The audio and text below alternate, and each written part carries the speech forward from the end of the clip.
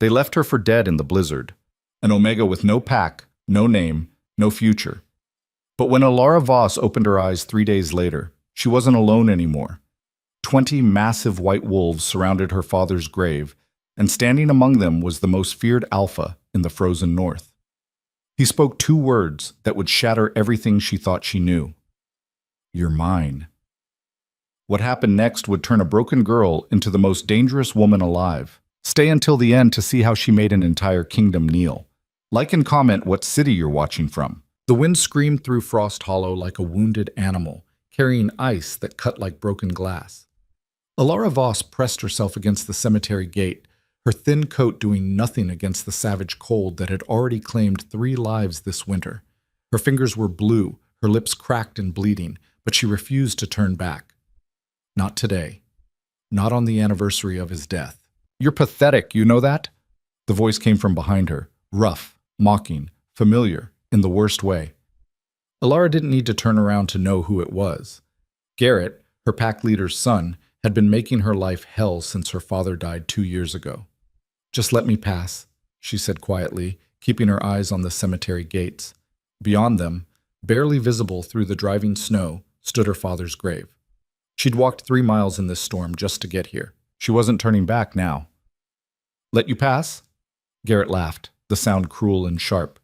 2 more shapes emerged from the snowstorm behind him, his usual followers, Marcus and Trent. All 3 were big, well-fed, wrapped in expensive winter gear. Everything she wasn't. "You think you have the right to walk around like you belong here? You're nothing, Alara. Your father was nothing, and without him, you're less than nothing." Alara's jaw tightened. She'd heard variations of this speech 1,000 times since her father's death. Ever since the pack elders had ruled his demise an accident, a fall during a winter hunt, they said. Case closed. No investigation needed, but Alara knew better. Her father had been the strongest tracker in 3 territories. He didn't just fall. Someone had made sure he fell. "I just want to visit his grave," she said, hating how her voice shook.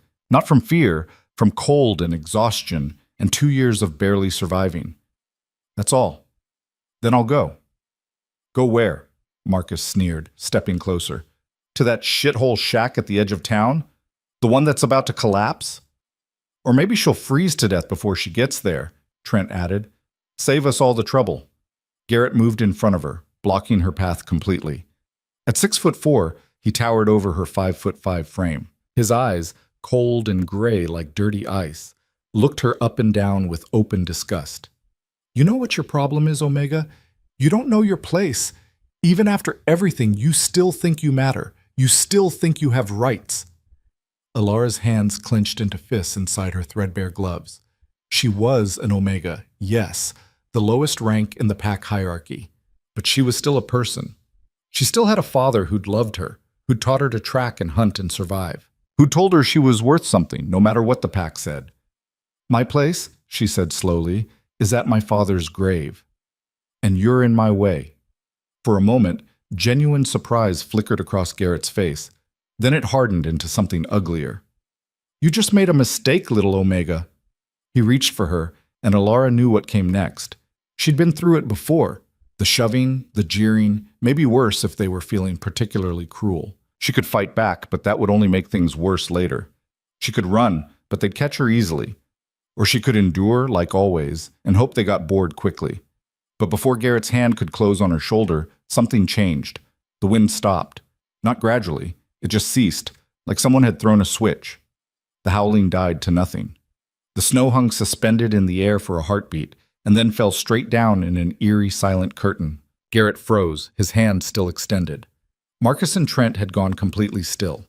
Even through the cold that was slowly killing her, Alara felt it, a presence that made every instinct in her body scream danger.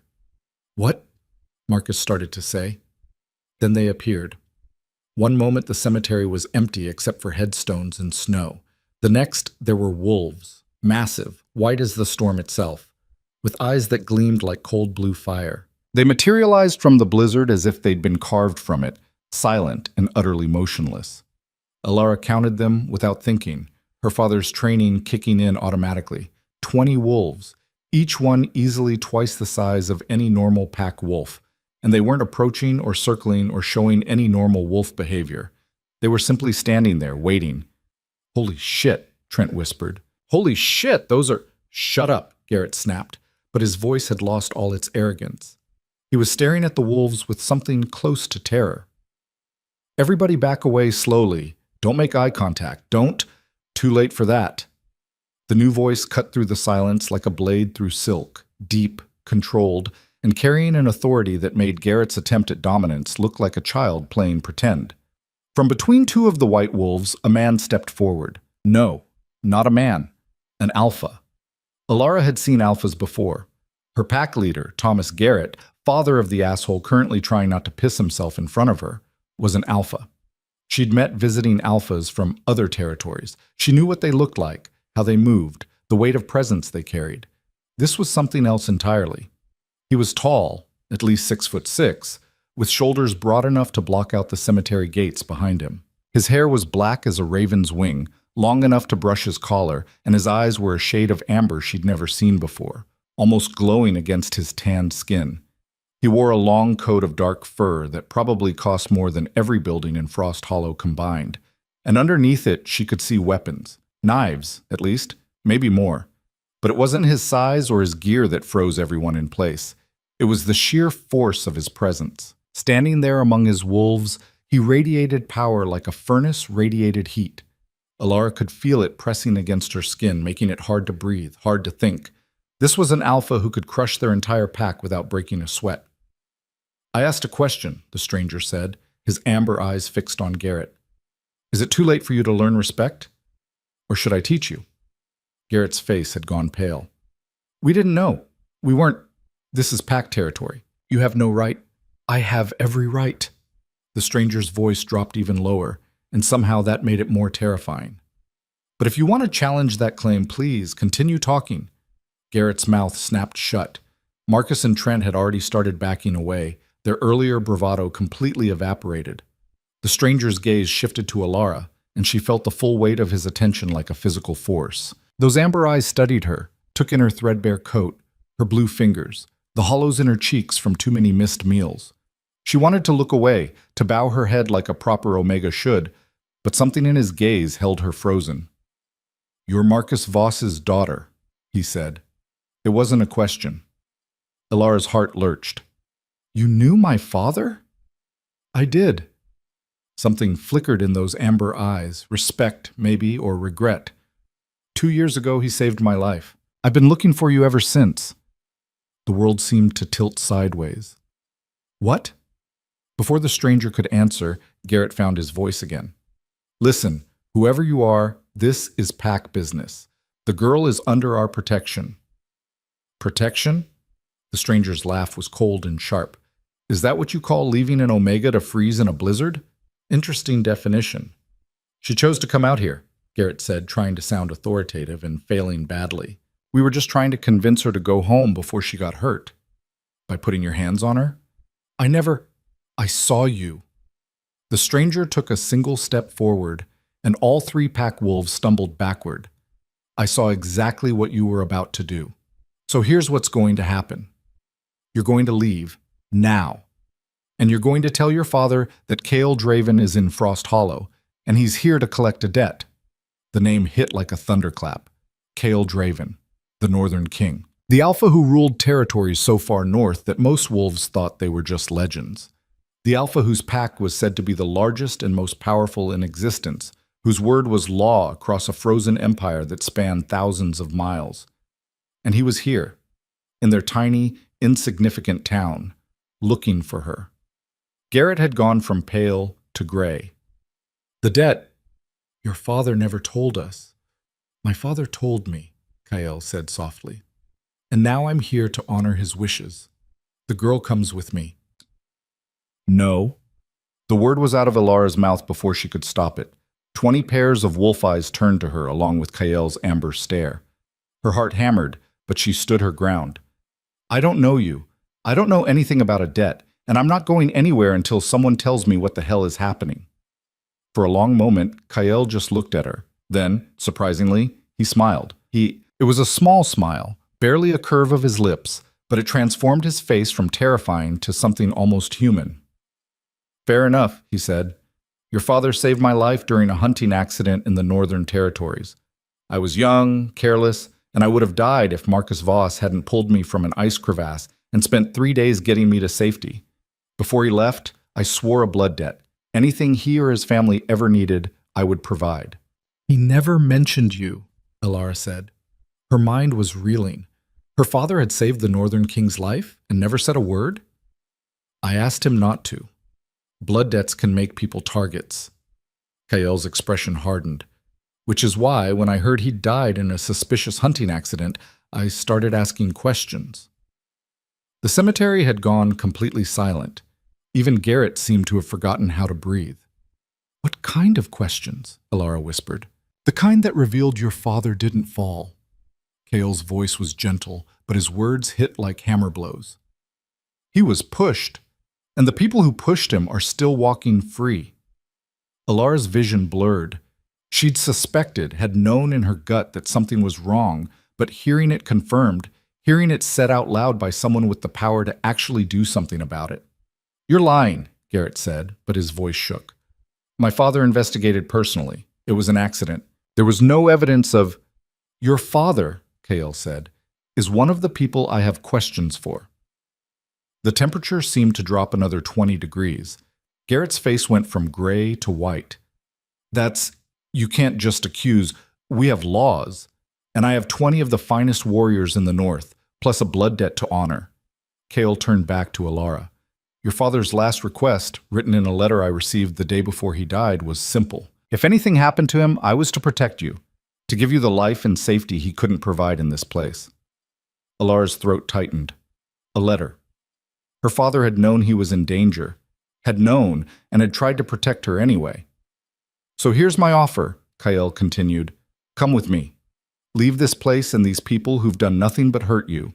In my territory, you'll have protection, resources, respect, everything your father wanted for you." "And if I refuse?" Kael's smile turned sad. "Then I honor your choice and leave. But I think we both know what happens then. How long do you think you'll survive the next winter here? The next week?" He wasn't wrong. Elara could feel death circling her like the wolves in the cemetery, patient, inevitable, just waiting for her to make one more mistake, to have one more particularly cold night. But going with a stranger, even one who claimed to have known her father— "I need proof," she said. "Something that shows you really knew him." Kael reached into his coat and pulled out a small object. Even in the dim light, Elara recognized it immediately. A carved wolf's head, no bigger than her thumb, made from white bone. Her father had worn it on a leather cord around his neck for as long as she could remember. "He gave this to me," Kael said softly, "the day we parted. Said it was a reminder that even the smallest wolf can have the biggest bite." Alara's hand trembled as she took the carving. It was warm from Kael's body heat, and she could see the tiny imperfection she'd memorized as a child. The slight chip in one ear, the scratch along the snout. It was real. All of it was real. "Elara, don't be stupid," Garrett said desperately. "You can't trust him. He's going to kill you the second you leave town." "If I wanted her dead," Kael said without looking at him, "she'd already be dead. Now leave, before I decide that your father isn't the only one I need to have a conversation with." Garrett's mouth opened and closed like a fish.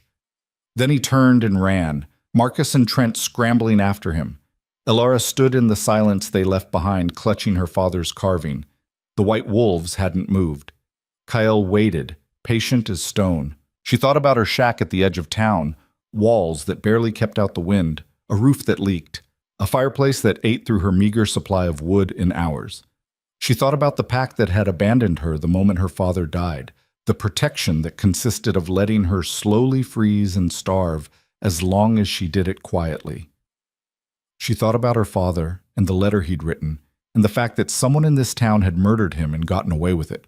"If I come with you," she said slowly, "I want answers, real ones, about what happened to my father, about who killed him and why. You'll have them, and I want to be the one who makes them pay." Kael's smile returned, wider this time, showing teeth. "I was hoping you'd say that." He offered his hand. Elara looked at it, large, scarred, belonging to someone who could probably snap her in half without effort, and made her choice. She placed her hand in his. The moment their skin touched, something happened. A jolt of sensation ran up her arm, not painful, but intense, like lightning given physical form. Kael's eyes widened slightly, and she knew he'd felt it too. "Interesting," he murmured. "Very interesting." "What was that?" "Something I'll explain later. Right now we need to move. I don't trust your pack leader to stay away, and I'd rather not slaughter anyone today." "Rather not?" Elara asked as Kael led her toward the wolves. "I try to keep my body count down on Tuesdays," he said dryly. "Bad for diplomacy." Despite everything, the cold, the fear, the world-shattering revelations of the last 10 minutes, Elara almost laughed. Almost. The white wolves parted to let them through, and Elara realized they were even bigger up close than they'd appeared from a distance. Their shoulders came up to her chest, and their eyes held an intelligence that was frankly unsettling. "Are they pack warriors?" Kael confirmed. "In wolf form, yes. Don't worry. They don't bite unless I tell them to." One of the wolves made a sound that might have been a snort. Kael shot it a look. "Usually." They walked through the cemetery, past her father's grave. Elara wanted to stop, to say goodbye, but Kael's hand was firm on her back, keeping her moving. "We'll come back," he said quietly, reading her thoughts. "When this is over. I promise." Behind them, Frost Hollow was already waking up to the news. Elara could hear shouts, see lights flickering on in windows. The pack was gathering, probably organizing some kind of response to the Northern King appearing in their territory and stealing one of their members. Not that they'd ever considered her a real member. Not really. At the edge of town, a massive vehicle waited, some kind of armored transport that looked like it could drive through a mountain and come out the other side. More wolves stood guard around it, their breath steaming in the cold air. Kael opened the door and gestured for Elara to climb in. She hesitated at the threshold, looking back at the only home she'd ever known. It had been cruel to her, had taken everything she loved and ground it into dust beneath indifferent heels, but it was still all she knew. "Last chance," Kael said softly. "Once we leave, there's no going back." "Are you sure?" Elara thought about her father's grave, standing alone in the snow. She thought about Garrett's sneer and the pack's contempt and the slow death that awaited her if she stayed. And she thought about the carved wolf in her pocket and her father's words. Even the smallest wolf can have the biggest bite. "I'm sure," she said, and climbed into the vehicle. The interior was warm, blessedly, impossibly warm. Elara sank into the leather seat and felt heat seep into her frozen bones for the first time in months. Kael slid in beside her, and the wolves began climbing into the back compartment, shifting into human form as they did. Elara caught glimpses of them, men and women, all tall and strong and armed to the teeth. This was really happening. She was leaving with the Northern King and his pack of warriors, heading into territory she'd only heard about in stories. The vehicle began to move, its heavy tires crunching through snow. Elara watched through the window as Frost Hollow disappeared behind them, swallowed by the blizzard that had started up again the moment they'd left the cemetery. "Here," Kael said, pressing something warm into her hands. A thermos of some kind of soup, actual soup, with chunks of meat and vegetables. "You need to eat. You're half starved." Elara wanted to protest, to say she was fine, but her stomach betrayed her with a loud growl. Kael's expression softened. "It's not charity," he said. "It's debt repayment. Your father saved my life. The least I can do is keep his daughter from collapsing from hunger." Elara drank the soup. It was the best thing she'd tasted in 2 years. As warmth and food worked their magic, exhaustion crashed over her like a wave. Her eyes grew heavy, her head nodding despite her best efforts to stay alert. "Sleep," Kael said. "We have a long journey ahead. I'll wake you when we reach the border." "The border to what?" Elara managed to ask. Kael's smile was sharp and wild. "To the real north, little Omega. To a place where the strong survive and the weak become legends." Elara wanted to ask what that meant, but sleep was already pulling her under. Her last conscious thought was that she'd made a terrible mistake, or the best decision of her life. She wouldn't know which until it was far too late to matter. Whoa. The vehicle traveled through the night and into the next day, climbing higher into mountains that Alara had only seen from a distance. When she woke, it was to find herself covered in a thick fur blanket, with Kael still sitting beside her, reading something on a tablet. "How long was I asleep?" she asked, her voice rough. 18 hours. Alara sat up abruptly, and immediately regretted it as her head spun. Kael steadied her with one hand, the other offering her a bottle of water. "Easy. You were exhausted. Your body needed the rest." Alara drank the water and looked out the window. The landscape had changed completely. Gone were the gentle hills and sparse forests of her home territory. Instead, massive peaks of stone and ice rose on all sides, their tops lost in clouds. Snow here wasn't the soft white blanket she knew. It was hard-packed and ancient, carved by wind into strange shapes. "Where are we?" "The frozen reach," Kael said. "My territory. We'll arrive at the stronghold by sunset." "Stronghold? My home. It's impressive." That turned out to be an understatement. As the sun began to set, painting the snow in shades of gold and crimson, they rounded a curve and Alara saw it. The stronghold was built into the mountain itself, a massive structure of stone and ice that looked like it had grown from the peak rather than been constructed. Towers rose hundreds of feet into the air, connected by bridges that seemed impossibly delicate. Lights blazed from thousands of windows, and Alara could see figures moving along the walls, guards probably, or warriors. It was easily 10 times the size of all of Frost Hollow. Alara couldn't find words. "Home," Kael finished. He sounded almost embarrassed. "I know it's a lot, but you'll get used to it." The vehicle passed through gates that could have accommodated a building, into a courtyard where dozens of people waited. They all snapped to attention as Kael emerged, their fists going to their chests in salute. "Welcome back, Alpha," a woman said, tall with silver hair and scars crossing her face. "We received your message about the guest." "Guest, Sarah?" Kael raised an eyebrow. "Alara Voss is under my direct protection as repayment of a blood debt to her father. She's to be given quarters in the main tower, access to all facilities, and protection from anyone who even looks at her wrong. Spread the word." Sarah's eyes widened slightly, the first crack in her professional demeanor. "The main tower? But that's where she'll be safest. Is there a problem?" "No, Alpha. Of course not." Sarah's gaze shifted to Alara, and something like curiosity flickered across her scarred features. "Welcome to the Frozen Reach, Alara Voss. I'm Sarah Quinn, captain of the guard. If you need anything, you need only ask." Alara managed a nod, too overwhelmed to speak. People were staring, not with the contempt she was used to, but with open curiosity. Some looked confused, others intrigued. None looked openly hostile, which was already an improvement over her old pack. Kael led her through corridors of stone and ice, past rooms filled with people training, eating, working. The stronghold was a city unto itself, bustling with activity even as night fell. Everyone they passed stopped to salute Kael, their eyes lingering on Alara with questions they didn't voice. Finally, they reached a door near the top of the tallest tower. Kael opened it and gestured for Alara to enter. The room beyond was larger than her entire shack had been. A massive bed dominated one wall, piled high with furs and blankets. A fireplace roared with heat. Windows looked out over the mountains, offering a view that stole what little breath Alara had left. "This is too much," she said. "I can't—" "You don't need to—" "What I need," Kael interrupted gently, "is to honor the debt I owe your father. What I want is to see you safe and healthy.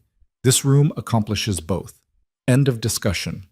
He moved to the fireplace, adding another log. "There's a bathroom through that door with hot water. Clothes in the wardrobe that should fit. I had Sarah estimate your size. Food will be brought up in an hour. Tomorrow, we'll start going through your father's letter and the information I've gathered." Alara sank onto the edge of the bed, her mind still struggling to catch up. "Why are you doing this? I'm nobody. Just an Omega from a pack you probably don't even care about." "Your father," Kael said, turning to face her, "spent 3 days in sub-zero temperatures keeping me alive. He could have left me to die, probably should have, given how much trouble a Northern Alpha in your territory could cause. But he didn't. He saved my life, refused any payment, and asked only that if he ever needed help, I'd answer." Kale's expression hardened. And then he was murdered, and his daughter was left to die slowly by the same pack that killed him. So yes, Ilara Voss, I'm doing this, and I'm going to keep doing it until every person responsible for your father's death pays the price. The conviction in his voice made something crack in Ilara's chest. The wall she'd built around her grief and anger, the armor she'd worn to survive 2 years of slow torture. They really killed him, she whispered. It wasn't an accident. No, it wasn't. Why? What did he do? Kale was quiet for a long moment. Then he said, he found something, or knew something. I'm still piecing together exactly what, but it was enough to make him dangerous to someone powerful. And me? Do I know it too? I don't know yet, but we're going to find out. Kale moved toward the door. Get some rest, eat, recover. Tomorrow we start hunting for answers. He left, closing the door softly behind him. Ilara sat in the enormous room surrounded by more warmth and comfort than she'd known in years, and finally let herself cry. She cried for her father, for the life she'd lost, for the girl she'd been, who'd believed things would get better if she just endured. But mostly, she cried because for the first time since her father's death, she had hope. And hope, she was learning, was the most dangerous thing of all. Ilara woke to sunlight streaming through windows she didn't recognize, wrapped in blankets softer than anything she'd ever touched. For a disorienting moment, she thought she was still dreaming, that she'd wake up back in her freezing shack, hunger gnawing at her stomach, another day of survival stretching ahead like a prison sentence. Then she heard voices outside her door. Absolutely insane. She's an Omega from some backwater territory we've never even heard of. The Alpha gave direct orders, Cade. She's under his protection. Protection is one thing. Putting her in the main tower, giving her access to everything? What's next, a seat at the council table? Ilara sat up slowly, her muscles protesting. The voices continued, apparently unaware she could hear them. You didn't see how he looked at her, the first voice, Cade said. I've known Kale for 15 years. I've never seen him look at anyone like that. Maybe because he actually cared about her father, the second voice countered. Blood debts aren't games, Cade. You know that. Blood debts don't usually involve moving strange Omegas into the Alpha's personal tower. I'm telling you, Sarah, something else is going on. Ilara's stomach twisted. She'd been here less than 24 hours, and already people were talking, already questioning, already seeing her as a problem. Some things never changed, no matter how far north you went. She dressed quickly in clothes she found in the wardrobe, sturdy pants, a thick sweater, boots that actually fit. Everything was finer quality than anything she'd owned in her life, and she hated how much that mattered. Hated that even now, part of her was waiting for someone to snatch it all away and laugh at her for thinking she deserved it. When she opened the door, the conversation outside cut off immediately. Two people stood there, Sarah, the scarred woman from last night, and a man about Kael's age with dark skin and suspicious eyes, Cade, presumably. Good morning, Sarah said smoothly. Did you sleep well? Fine, Ilara said, though her voice came out rougher than she intended. I heard you talking. Cade had the grace to look embarrassed. Sarah's expression didn't change. Then you know there are questions about your presence here. That's natural. You're an outsider in a close-knit pack. I didn't ask to be here, Ilara said, fighting to keep her voice steady. And I don't want to cause problems. If there's somewhere else I can stay, there isn't. Kale's voice cut through the corridor like a blade. He appeared from around the corner, dressed in dark training clothes, his hair still damp from what looked like an early morning workout. And even if there were, you're staying exactly where you are. Cade straightened immediately. Alpha, I wasn't... You were questioning my judgment, Kale said calmly, in front of my guest. Would you like to continue doing so, or would you prefer to get back to your actual duties? Cade's jaw tightened, but he bowed his head. My apologies, Alpha. Ilara. He didn't sound particularly sorry. Sarah, escort Cade to the training grounds. I believe he has energy to burn. Kael's tone made it clear this wasn't a suggestion. Ilara, walk with me. We have things to discuss. Sarah and Cade left without another word, though Ilara caught the look they exchanged, a mixture of concern and disapproval that made her skin crawl. She'd seen looks like that before. They always preceded something bad. Kael waited until they were gone before speaking. Ignore Cade. He's protective, and he doesn't trust easily. He'll come around. Will he? Alara fell into step beside Kael as they walked down the corridor. Because it sounded like he thinks I'm here to seduce you or steal Pack's secrets or something equally ridiculous. Are you? Alara stopped walking. What? Kael turned to face her, and his expression was completely serious. Are you here to seduce me or steal Pack's secrets? No, I'm here because you dragged me out of a blizzard and told me my father was murdered. Then Cade's concerns are irrelevant. Kael resumed walking. Come on, breakfast first, then we talk. The dining hall was massive, easily capable of holding several hundred people. Right now it held maybe 60, all of whom stopped eating the moment Kael entered. Their eyes tracked him across the room, then shifted to Alara with varying degrees of curiosity and suspicion. Alara wanted to disappear, or turn around and run back to her room, or possibly sink through the floor. Instead, she followed Kael to a table near the front, trying to ignore the whispers that followed them like a wake. Is she the Omega? Why is she here? I heard she's from the south, some failed pack. Kael's never brought anyone here before. What makes her so special? Alara's hands clenched into fists under the table. Kael, loading his plate with food, seemed completely unconcerned. You get used to it, he said quietly. Pack politics. Everyone needs to know everything about everyone. It's annoying, but mostly harmless. Mostly? Well, occasionally someone tries to challenge me for leadership, and I have to break several of their bones. But that hasn't happened in at least 6 months. He said it so casually that Alara couldn't tell if he was joking. A woman approached their table, tall, beautiful, with honey blonde hair and the kind of confidence that came from never being told no. She smiled at Kael, completely ignoring Alara. Alpha, I heard you were back. We missed you at last night's council session. I was occupied, Lissa. Kael's tone was polite but distant. Is there something you need? Lissa's smile tightened just slightly. Just wondering if you'd be at tonight's gathering. Several important families want to discuss the southern border situation. I'll be there. Wonderful. Should I? Her eyes finally flicked to Alara, taking in her simple clothes and uncertain posture. Will you be bringing a guest? The way she said guest made it sound like an insult. Alara will attend as my personal guest. Yes, Kael said. In fact, I'll need you to make sure she has appropriate clothing. Sarah can provide her measurements. Lissa's smile became even more strained. Of course, Alpha. I'll see to it personally. She left, her posture radiating displeasure. Alara waited until she was out of earshot before speaking. I don't need to go to your gathering. I'll just stay in my room. No. Kael's voice was firm. You're under my protection, which means you're part of this pack.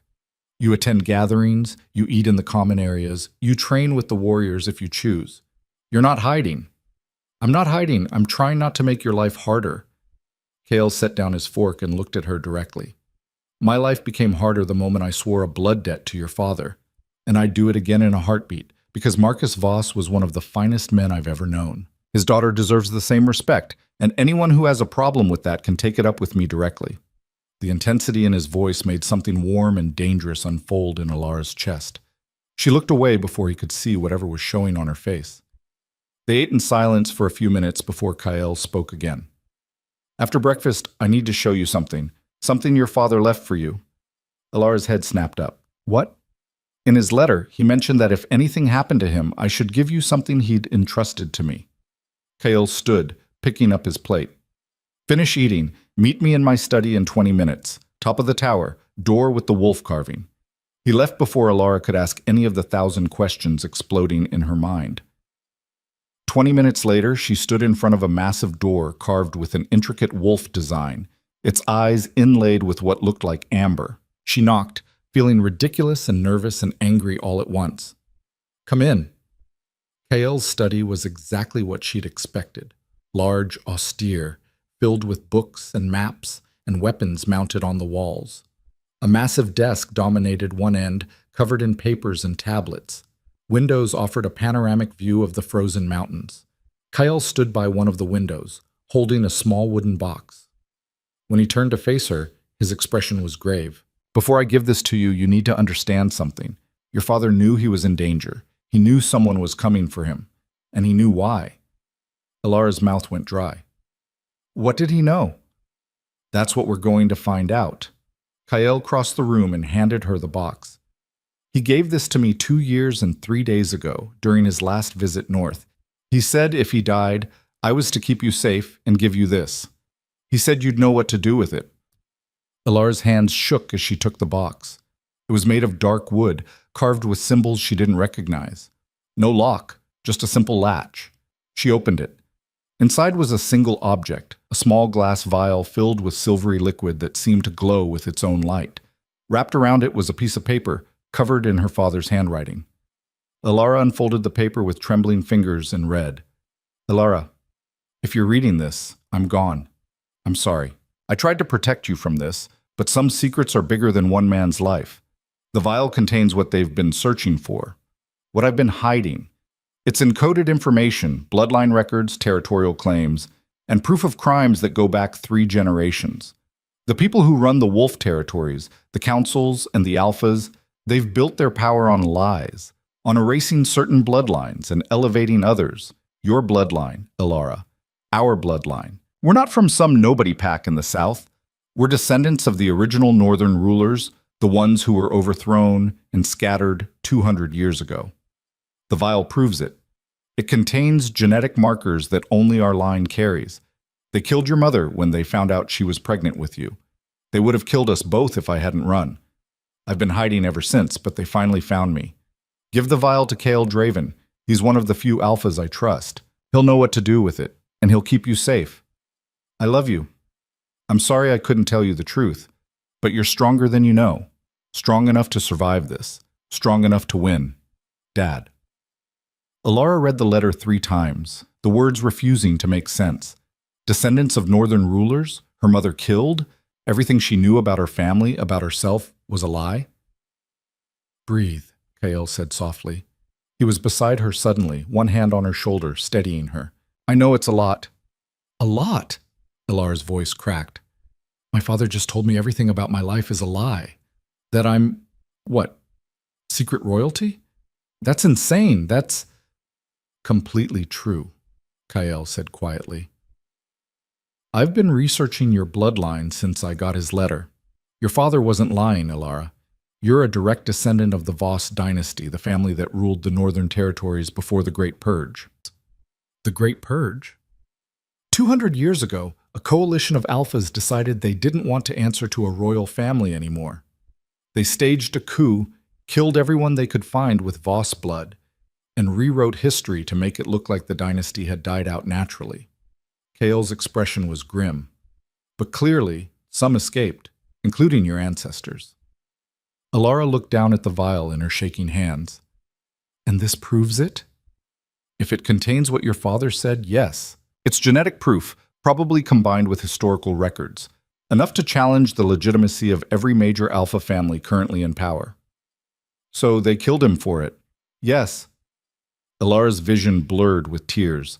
She'd known her father was murdered, but knowing why, knowing he died protecting her, protecting this secret. Who? She asked, her voice hard. Who gave the order? That's what we need to find out. The vial is encoded. It needs to be analyzed by someone with the right equipment and knowledge. Someone we can trust absolutely. Kael hesitated. And there's something else, something your father mentioned in his letter to me. What? He said the genetic markers your family carries do more than prove bloodline.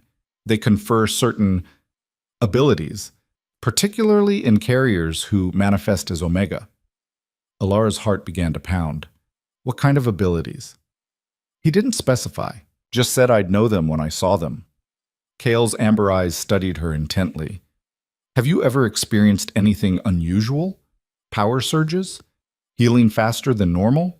Sensing things you shouldn't be able to sense? Ilara thought back over her life. She'd always been good at tracking, at reading situations, at knowing when danger was near. But she'd assumed that was just training from her father, not... Wait. The wolves, she said slowly. Yesterday, in the cemetery, when your wolves appeared, I counted them. I knew exactly how many there were without thinking about it, and I could feel their positions, even the ones I couldn't see directly. Kale's expression sharpened. What else? Sometimes I know things. Not like visions, just certainties. Like yesterday, when Garrett was going to grab me. I knew exactly where his hand was going to go before he moved. Combat precognition, Kale murmured. That's a royal trait, rare even among the old bloodlines. But I'm an Omega. Omegas don't have power. Omegas in modern pack structure don't have power because they've been systematically suppressed for 2 centuries, Kyle corrected. In the old system, Omegas were considered sacred. They were peacekeepers, healers, strategists. The fact that you present as Omega with royal blood. He shook his head. If the old families knew what you were, they wouldn't just kill you. They'd start a war over who got to claim you. Alara felt sick. So what do? We find someone who can decode the vial. We get proof of everything your father claimed. And then, Kale's smile was sharp and cold. We burn down everyone who killed him. Before Alara could respond, the door to the study burst open. Sarah stood there, her face pale. Alpha, we have a problem. A big one. Kale was on his feet instantly. What happened? Delegates from Frost Hollow just arrived at the gates. 3 of them, including their pack leader. Sarah's eyes cut to Alara. They're demanding her return. The bottom dropped out of Alara's stomach. Thomas Garrett is here? With 2 council members and a squad of enforcers. Sarah's hand rested on the knife at her belt. They're claiming you were taken against your will, and that the Northern King has no authority over wolves from southern territories. Kale's expression went completely blank, which somehow made him more terrifying than if he'd shown anger. They're claiming I kidnapped her? They're demanding a formal hearing before the Territorial Council, saying that blood debts don't supersede pack law and that an Omega can't consent to leaving pack protection without council approval. That's bullshit, Alara said, anger flaring hot in her chest. I chose to leave. I went willingly. They'll claim you were coerced, Sarah said, frightened by the Alpha's power, unable to make a free choice. It's standard procedure when packs want to reclaim members. Members they never gave a damn about until someone else wanted them, Kale said softly. Then louder. Where are the delegates now? Waiting in the formal receiving hall. I put extra guards on them, just in case. Good. Tell them I'll see them in 1 hour. Kale turned to Alara. This is going to get ugly. Thomas Garrett didn't come all this way just to politely ask for you back. He wants something else. The vial, Alara said, understanding clicking into place. He knows, or suspects, that's why he killed my father. Probably, which means we need to be very, very careful about what we say and do next. Kale moved to his desk, pulling out papers. Sarah, I want every warrior on alert. No one enters or leaves the stronghold without my direct approval. And get me everything we have on Frost Hollow's pack leadership. Every scandal, every questionable decision, every debt. You're going to fight them? Sarah asked. I'm going to destroy them, Kyle said calmly. But first, I'm going to give them a chance to destroy themselves. Sarah left to carry out orders. Kale turned to Alara, and his expression softened just slightly. I need you to trust me. Can you do that? Alara thought about her father's letter, about the vial in her pocket, about 2 years of suffering under Thomas Garrett's rule. She thought about Kyle pulling her from the blizzard, giving her shelter, promising vengeance for her father's murder. Yes, she said, I trust you. Good, because what I'm about to do is going to look insane. Kale crossed the room to stand directly in front of her. In about 30 seconds, I'm going to claim you publicly as my mate. It's the only way to override pack law and make sure they can't take you back. Alara's brain stuttered to a halt. Your what? Mate. Partner. The formal declaration will supersede any claim Frost Hollow has on you. Mates can't be separated by pack law without both parties' consent. Kale's voice was urgent. It's political protection, Alara. Nothing more. I'm not asking you to actually... This is just legal maneuvering. You want to fake claim me? I want to keep you alive and out of Thomas Garrett's hands long enough to prove he murdered your father. This is how we do that. Alara's mind raced. A mate claim was sacred among wolves. Even a political one carried weight. If Kyle did this, it would change everything. How people saw her, how other packs treated her, her entire position in the territorial hierarchy. It would also make her a massive target. They'll know it's fake, she said. The moment they see us together, then we make it convincing. Kyle's amber eyes held hers. I need your permission, Elara. I won't do this if you're not willing, but if you say yes, you need to commit completely. Any hesitation, any sign that this isn't real, and they'll use it against us. Outside the study, Elara could hear activity increasing, warriors moving into position, orders being shouted. They were running out of time. She thought about Thomas Garrett's cruel smile, about Garrett Jr.'s hands reaching for her, about her father's grave standing alone in the snow while his killers walked free. Do it, she said. Claim me. I'll play my part. Kyle's expression flickered with something she couldn't read. Then he nodded sharply. Sarah? The captain appeared immediately, as if she'd been waiting right outside. Alpha. Send word to Thomas Garrett. Tell him I'll see him now. And tell him to prepare for a shock. Cale held out his hand to Elara. Ready? Elara took his hand and once again felt that jolt of connection, stronger this time, like lightning finding a conduit. Cale's fingers tightened around hers. Then let's go claim your freedom, he said, and start a war. They walked through the stronghold together, hand in hand, and everywhere they passed, people stopped and stared. By the time they reached the formal receiving hall, half the pack was following them, drawn by instinct or gossip or the electric tension in the air. The doors to the hall swung open, revealing Thomas Garrett and his delegation waiting inside. The Frost Hollow pack leader looked exactly as Elara remembered, big, brutal, with eyes like chips of dirty ice. He smiled when he saw her, the expression predatory. Elara Voss, it's good to see you safe. We've been so worried. I'm sure you have, Kyle said, his voice cutting through the false warmth like a knife. Worried enough to let her slowly freeze to death for 2 years? Thomas's smile didn't waver. You've been misinformed about our pack dynamics, Alpha Draven. Elara was well cared for. She was starving. Kyle's voice went cold. Living in a shack with holes in the roof. Eating maybe 1 meal every 2 days. That's your definition of care. She had options. She chose to live separately from the pack proper. She had no options, and you know it. Cale took a step forward, and the temperature in the room seemed to drop. But we're not here to debate your failures as a pack leader. We're here to address your claim that I've taken her against her will. Have you not? Thomas asked. Elara, dear, did you truly choose to leave with this man? Or were you frightened, coerced? You can tell us the truth. We'll protect you.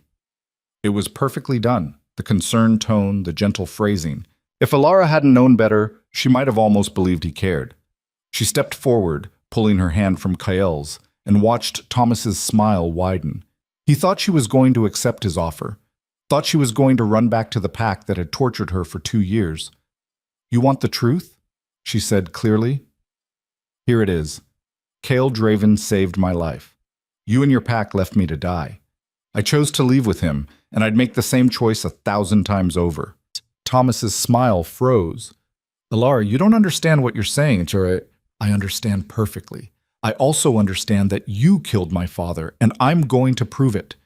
The room exploded into shocked whispers. Thomas's face went purple. That's slander! Your father died in an accident. He was murdered, and you know it. Elara's voice rang out, clear and strong. But that's not the reason I'm never going back to Frost Hollow. The reason is simple. She turned to Kyle, who was watching her with those unreadable amber eyes.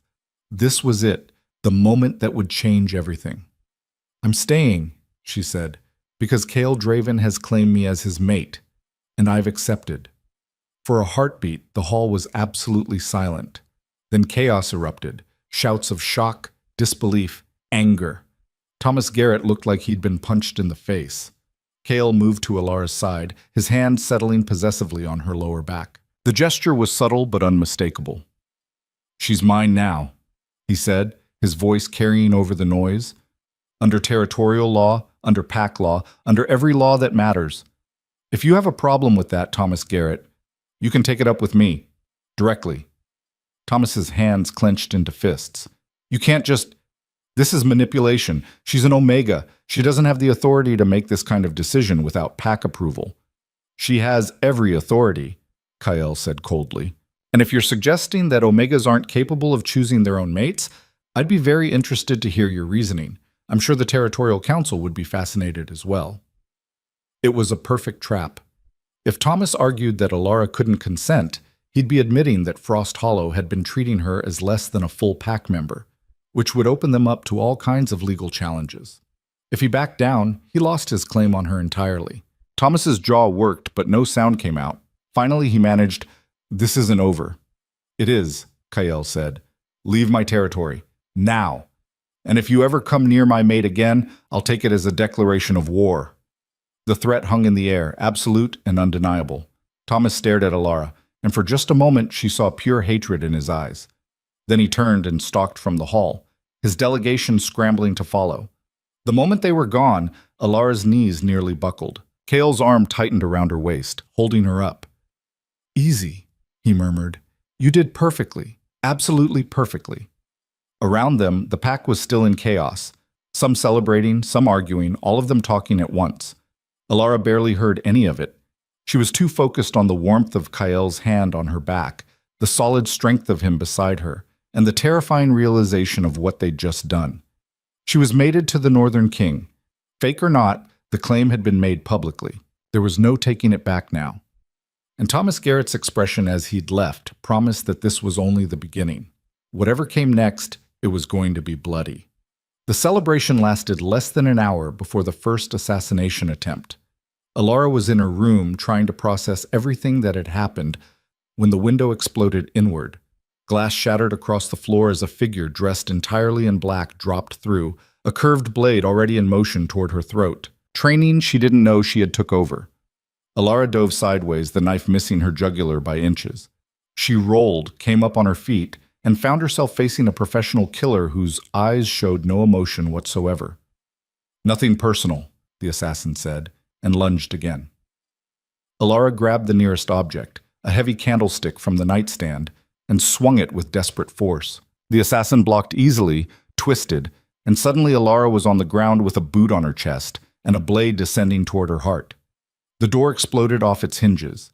Kael moved like violence incarnate, crossing the room in 2 strides. He caught the assassin's wrist mid-strike, twisted until bone snapped, and threw the killer through the already broken window. The scream cut off abruptly 3 stories down. "Are you hurt?" Kael demanded, pulling Alara to her feet. His hands moved over her quickly, checking for wounds, and she realized he was genuinely terrified. "I'm fine, just... what the hell was that?" "Exactly what I was afraid of."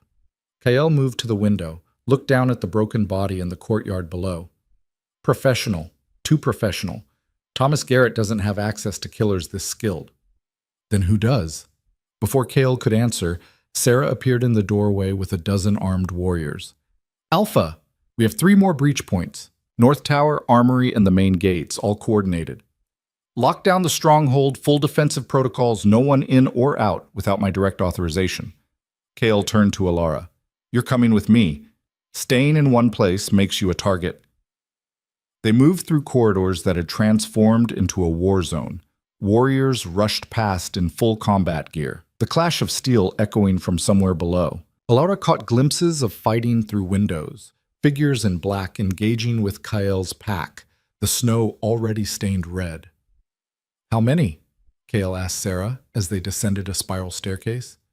"At least 20 that we've confirmed, could be more." Sarah's expression was grim. This wasn't a random attack. Someone planned this down to the minute.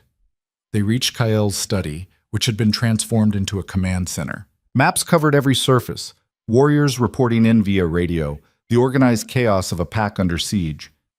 Cade was there, blood on his knuckles, his earlier suspicion of Alara apparently forgotten in the face of actual enemies.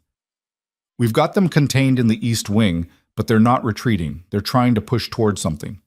"Toward what?" Kael demanded. Cade's eyes cut to Alara.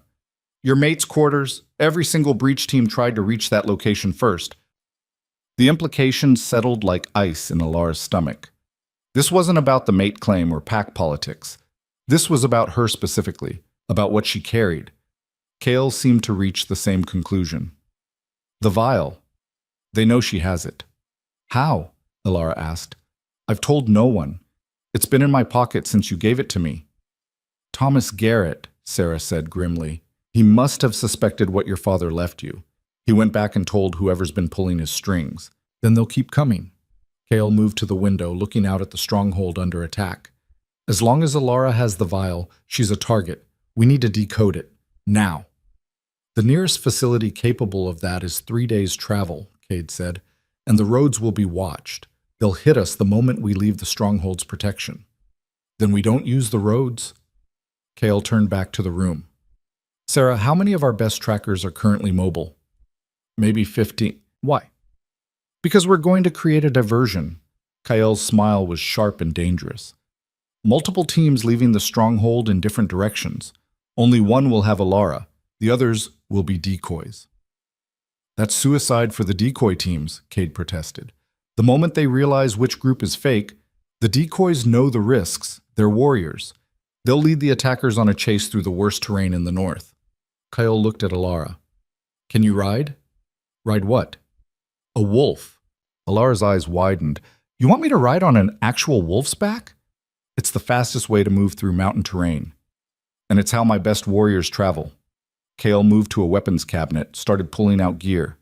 We leave in 1 hour. That gives us time to prep and for the decoy teams to get into position. An explosion rocked the stronghold, close enough to rattle the windows. Sarah cursed and moved to the radio. East Wing reporting. They've breached the armory, requesting immediate support. Denied, Kael said. Pull everyone back to defensive positions around the main tower. Let them have the armory. Alpha, that's an acceptable loss compared to what we're protecting. Kael's voice was absolute. Follow orders, Captain. Sarah's jaw tightened, but she relayed the commands. Alara watched the tactical display on the monitors, saw Kael's forces contracting, giving ground deliberately. It looked like retreat. It was probably a trap. Why are you really doing this? She asked Kael quietly while the others coordinated defensive positions. You could hand over the vial, end this siege, protect your pack. Kael turned to look at her, and his amber eyes were fierce. Your father saved my life. That debt isn't cleared by giving his killers what they want. And beyond that? He stepped closer. The information in that vial could change everything.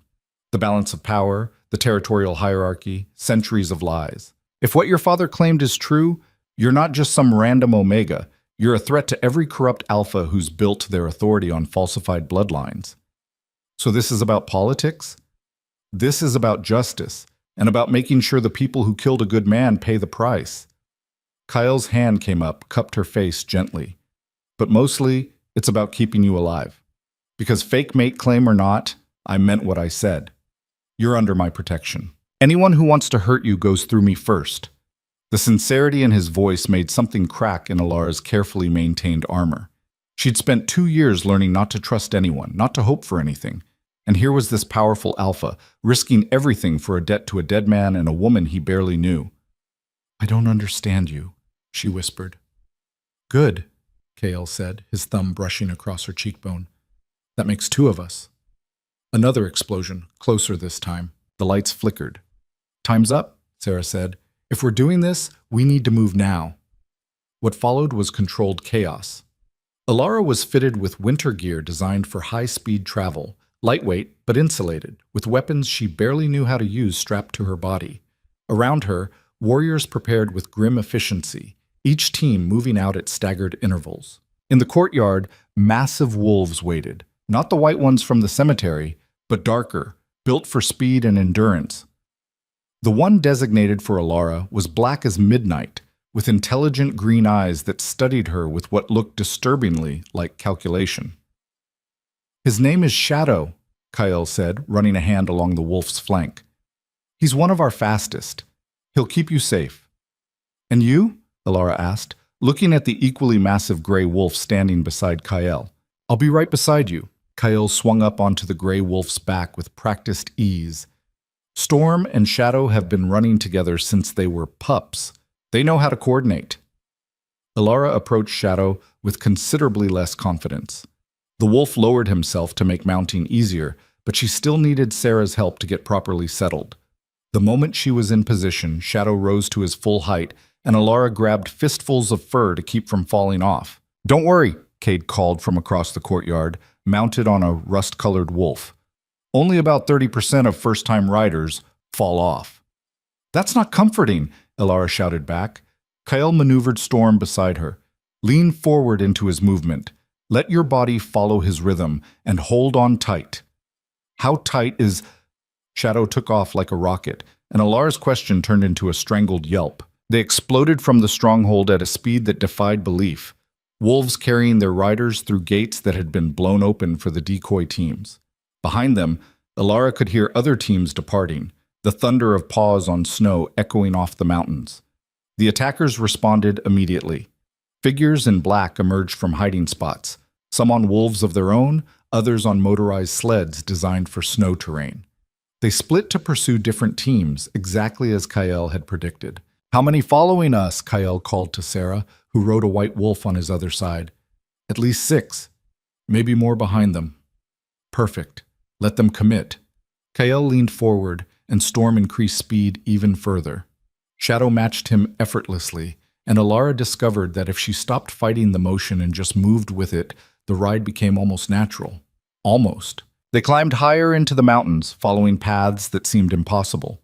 Narrow ledges with 1,000-foot drops, jumps across crevasses that made Alara's heart stop. The wolves moved with absolute confidence, their massive paws finding purchase on ice that should have sent them sliding to their deaths. Behind them, their pursuers struggled to keep up. 2 fell back when their wolves couldn't make a particularly treacherous jump. But 4 remained, dogged and determined. "They're persistent," Cade observed, looking back over his shoulder. "They're desperate," Cale corrected, "which makes them dangerous. Everyone stay sharp." They rode for hours through terrain that grew progressively more hostile. The temperature dropped to levels that would kill an unprotected human in minutes. The wind howled like a living thing, trying to tear them from their mounts. Snow fell so thick that Elara could barely see Kale riding just feet away. But the wolves knew the path. They moved with the confidence of animals who'd traveled these routes 1,000 times. And slowly, inevitably, they began to pull ahead of their pursuers. "We're going to lose them," Sarah said, sounding surprised. "Not yet," Kyle said grimly. "Look up." Elara looked up and felt her blood freeze. A helicopter, military grade by the look of it, appeared through the storm, searchlights cutting through the snow. It moved with clear purpose, tracking them despite the impossible visibility. "How?" Cade demanded. "We're running dark, no electronics, nothing to track." "They're tracking her," Kale said, looking at Elara. "Something about the vial. It must emit some kind of signal." Elara pulled the vial from her pocket. In the dim light, the silvery liquid inside seemed to pulse with its own rhythm, almost like a heartbeat. She'd assumed it was just some kind of data storage, but if it was broadcasting... "We need to destroy it," she said. "No," Kyle's voice was sharp. "That vial is the only proof of everything your father claimed. Without it, his murder means nothing. With it, we're leading them straight to wherever we're going." The helicopter banked, coming around for another pass. This time Elara saw the weapons mounted on its sides. Serious firepower, nothing stealthy about it. "Kyle," Sarah said urgently. "We can't outrun that thing. We need to make a choice." Kale's jaw tightened. For a moment he looked torn between impossible options. Then his expression hardened with decision. "Everyone scatter. Take different paths to the rendezvous point. Elara comes with me. We're going off-road." "Off-road?" Cade looked around at the already impossible terrain. "Kyle, there is no off-road from here. It's just cliffs and crevasses and the deep run," Kale said. Everyone went silent. Even the wolves seemed to pause, as if understanding what had just been suggested. "That's suicide," Sarah said flatly. "No one's successfully run the deep run in 5 years. The last team that tried, only one made it out alive. Which means it's not impossible, just very, very difficult." Kale looked at Elara. "The deep run is a series of connected ice caves that run through the mountain's interior. If we can reach the entrance, the helicopter can't follow. Neither can most ground pursuit." "But we could die down there," Elara said. "Yes, we could also die up here when that helicopter opens fire." Kale's smile was grim. "At least in the caves, we have a fighting chance." The helicopter's searchlight swept across them again, closer this time. Elara could see figures inside, aiming weapons. Do it, she said. Whatever gives us the best chance of getting this vial to someone who can decode it. Kael nodded sharply. Sarah, you have command. Get everyone to the rendezvous. If we're not there in 48 hours, you'll be there, Sarah interrupted, because you're too stubborn to die in some ice cave. Accurate assessment. Kael turned Storm toward a cliff face that looked utterly impassable. Ready, Alara? Absolutely not. Good enough. Shadow, with me. The two wolves launched forward, and suddenly they were dropping, not falling, but descending at an angle so steep it might as well have been free fall. Alara screamed, couldn't help it, and then they hit a slope of pure ice and started sliding. Behind them, the helicopter tried to follow, its searchlight tracking their descent, but the mountain had other ideas.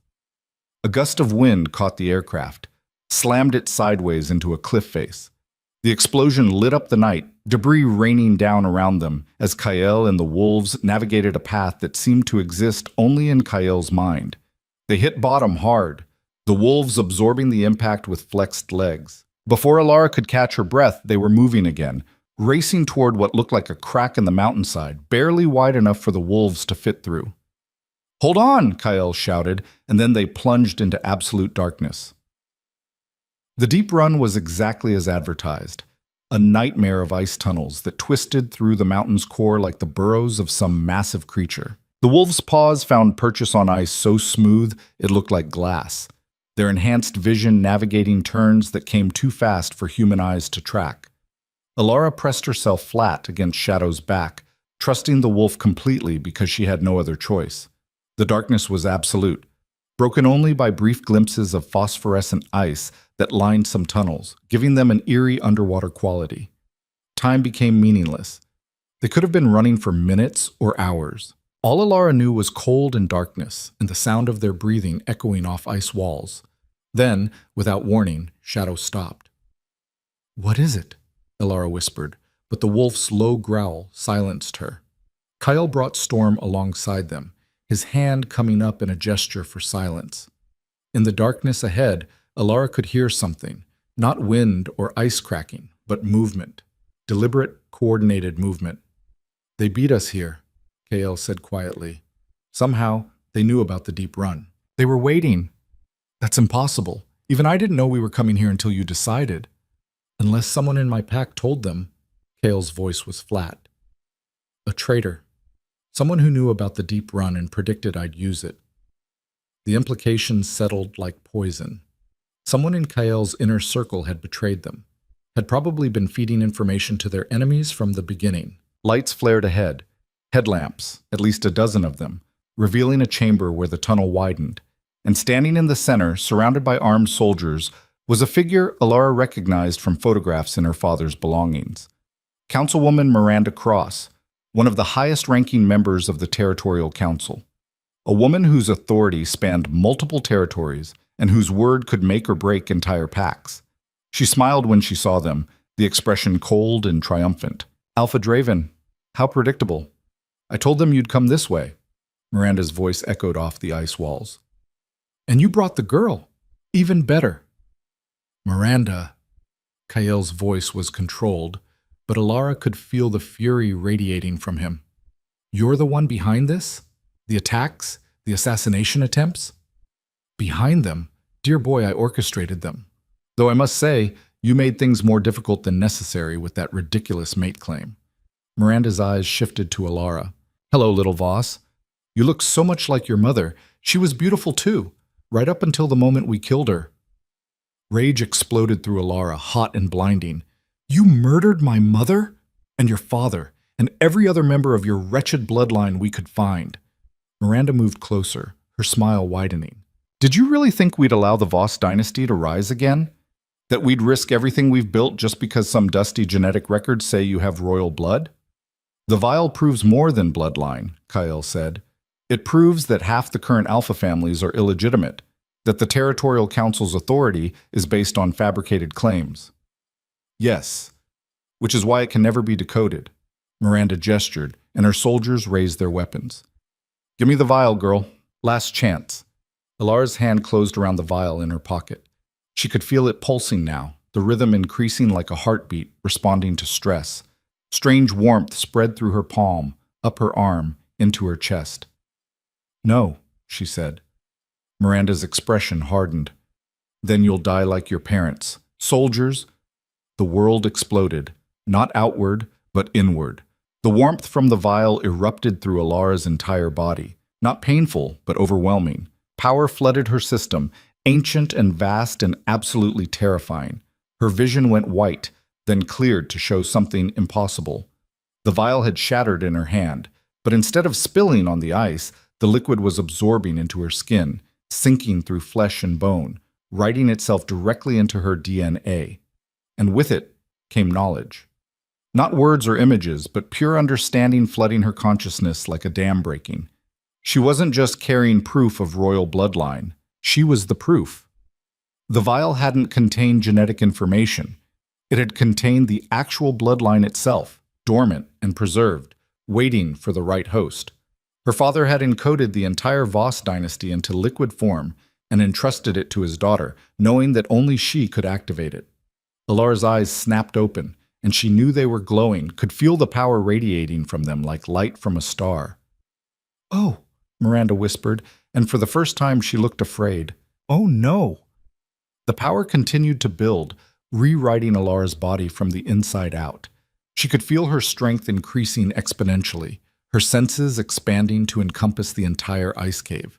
She knew where every soldier stood, could track Kyle's heartbeat and the wolves' breathing and Miranda's mounting terror.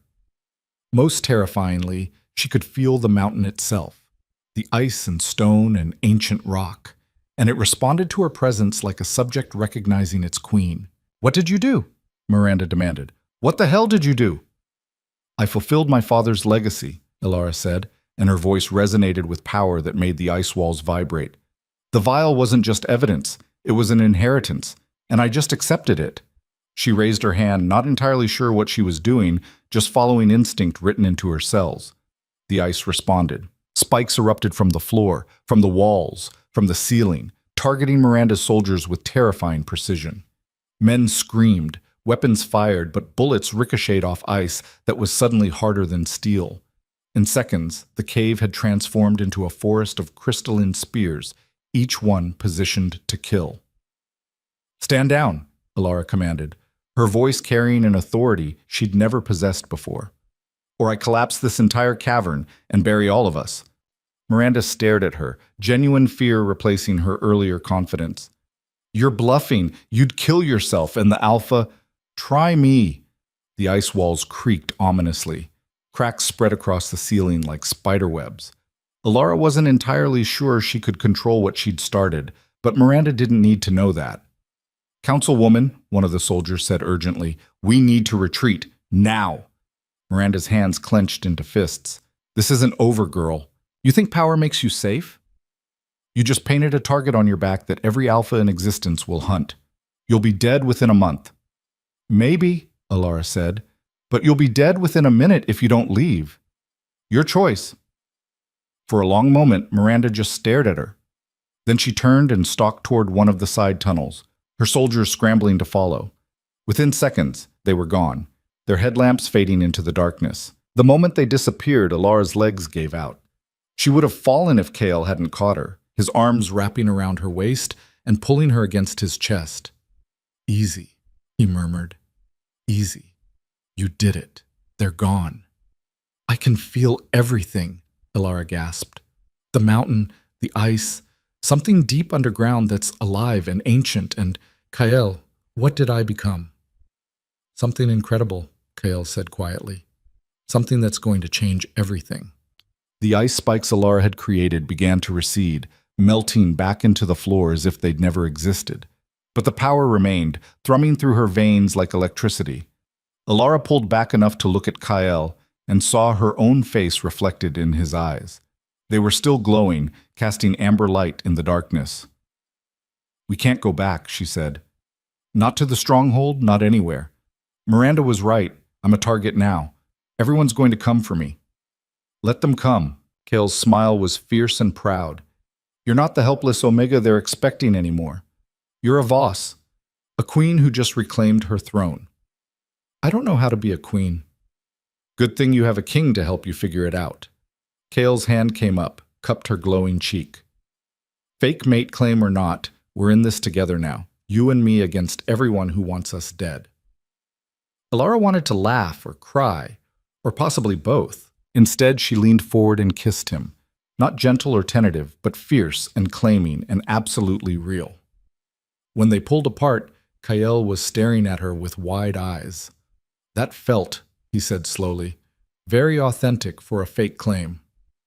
Maybe it's not fake anymore, Alara said. Maybe it never was. Before Kael could respond, Shadow made a low warning sound. Both wolves were staring at the tunnel where Miranda had disappeared, their hackles raised. What is it? Alara asked. Then she felt it, a rumbling deep in the mountain, growing stronger by the second. Not from Miranda's direction, but from everywhere at once. She set charges, Kael said, realization dawning. That bitch set charges throughout the deep run. She's going to bring down the entire tunnel system. With us inside. With us inside. The rumbling intensified. Cracks spread across the walls, chunks of ice beginning to fall from the ceiling. Kael grabbed Alara's hand and hauled her toward Shadow. Mount up! We need to outrun a cave-in! They leaped onto the wolves' backs as the deep run began to collapse around them.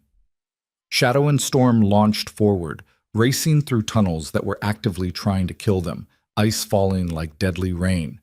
Alara held on with all her newfound strength, the power inside her responding to the danger by flooding her system with adrenaline and speed. She could see potential paths through the chaos, could sense where the collapse would hit next. Left tunnel, she shouted. The right one's about to cave. Kael didn't question her, just guided Storm to follow her direction. They veered left seconds before the right tunnel imploded behind them.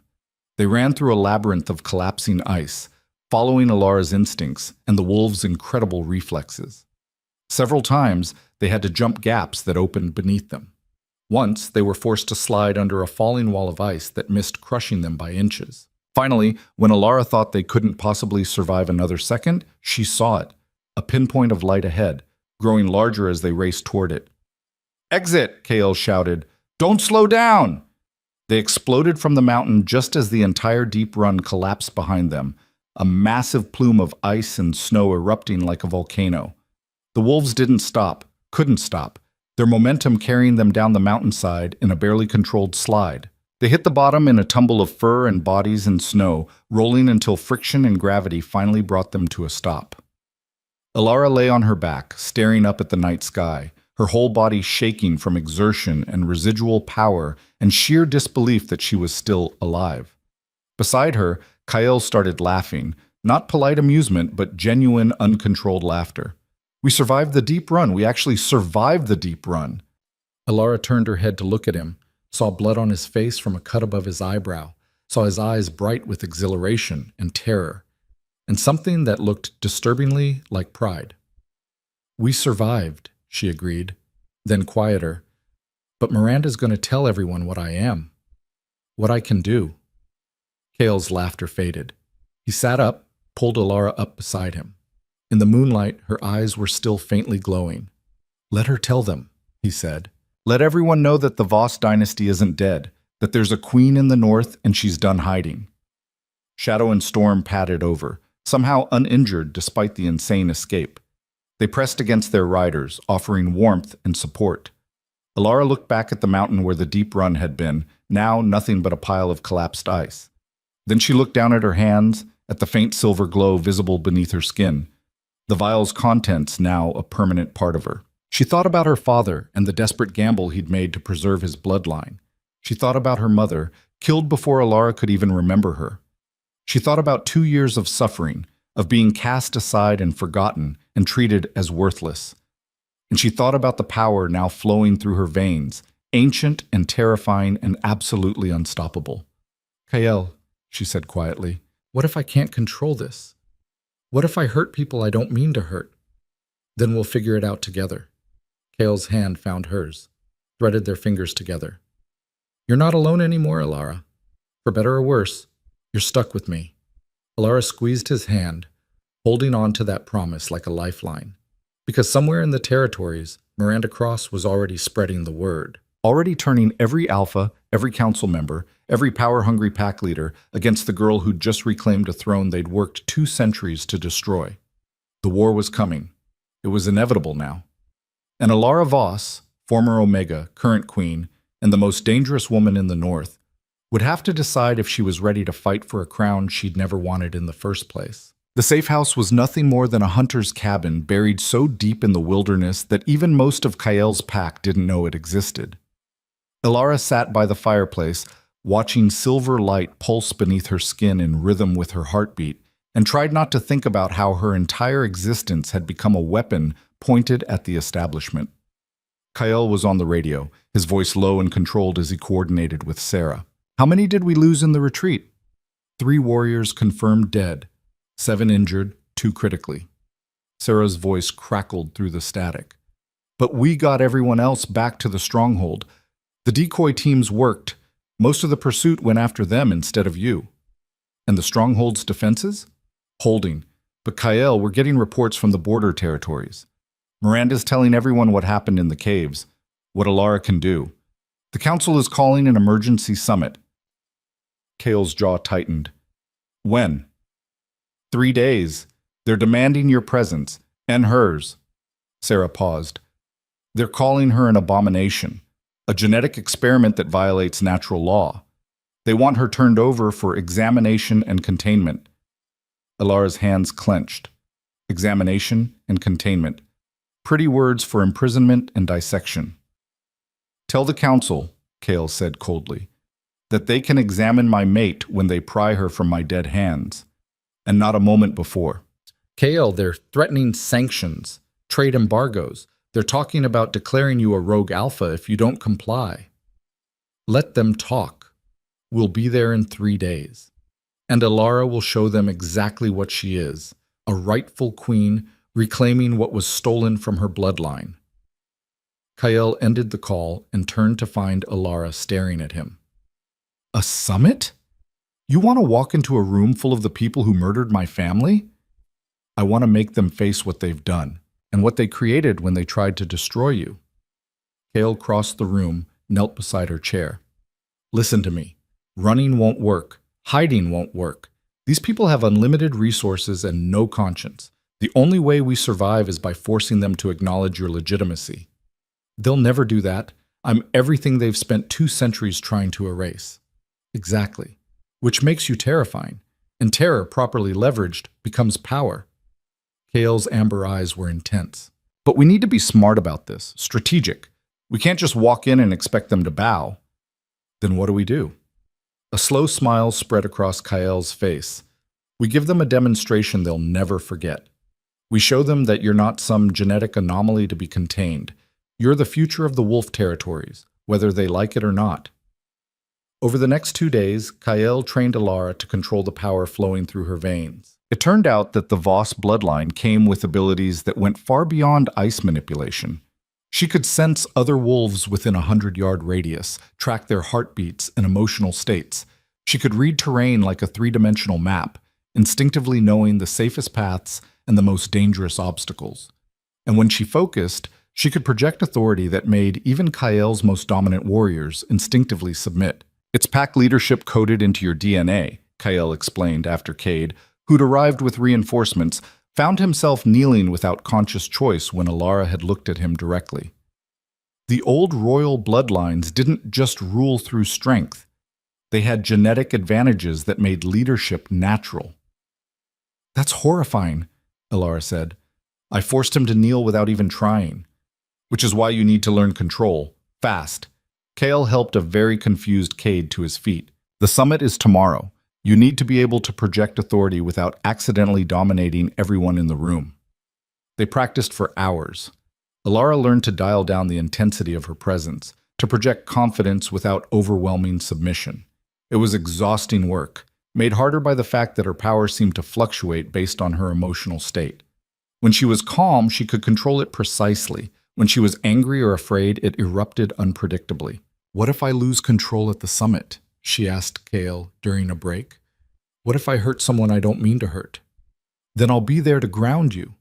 Kael's hand found hers, and the moment they touched, Alara felt the wild fluctuations of her power stabilize.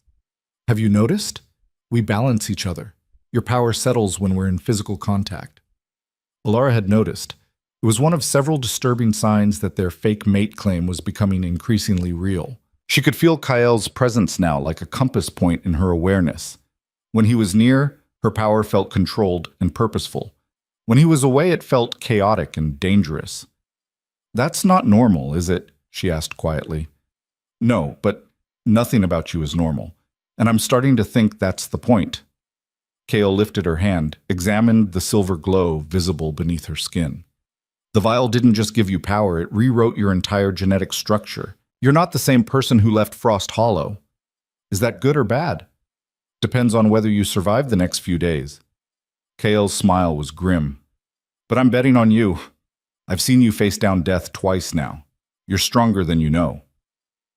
That night, Sarah arrived with something unexpected. A package from an unknown sender addressed to Alara. "We scanned it for explosives and toxins," Sarah said, setting the small box on the table. "It's clean, but the sender used a courier service that specializes in anonymity. We can't trace it." Alara opened the box carefully.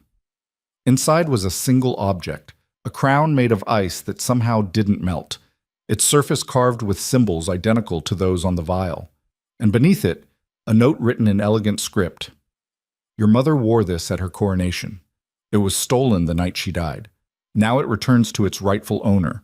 Wear it to the summit. Show them what they destroyed. Show them what they failed to kill. A friend you don't know you have." Alara lifted the crown with shaking hands.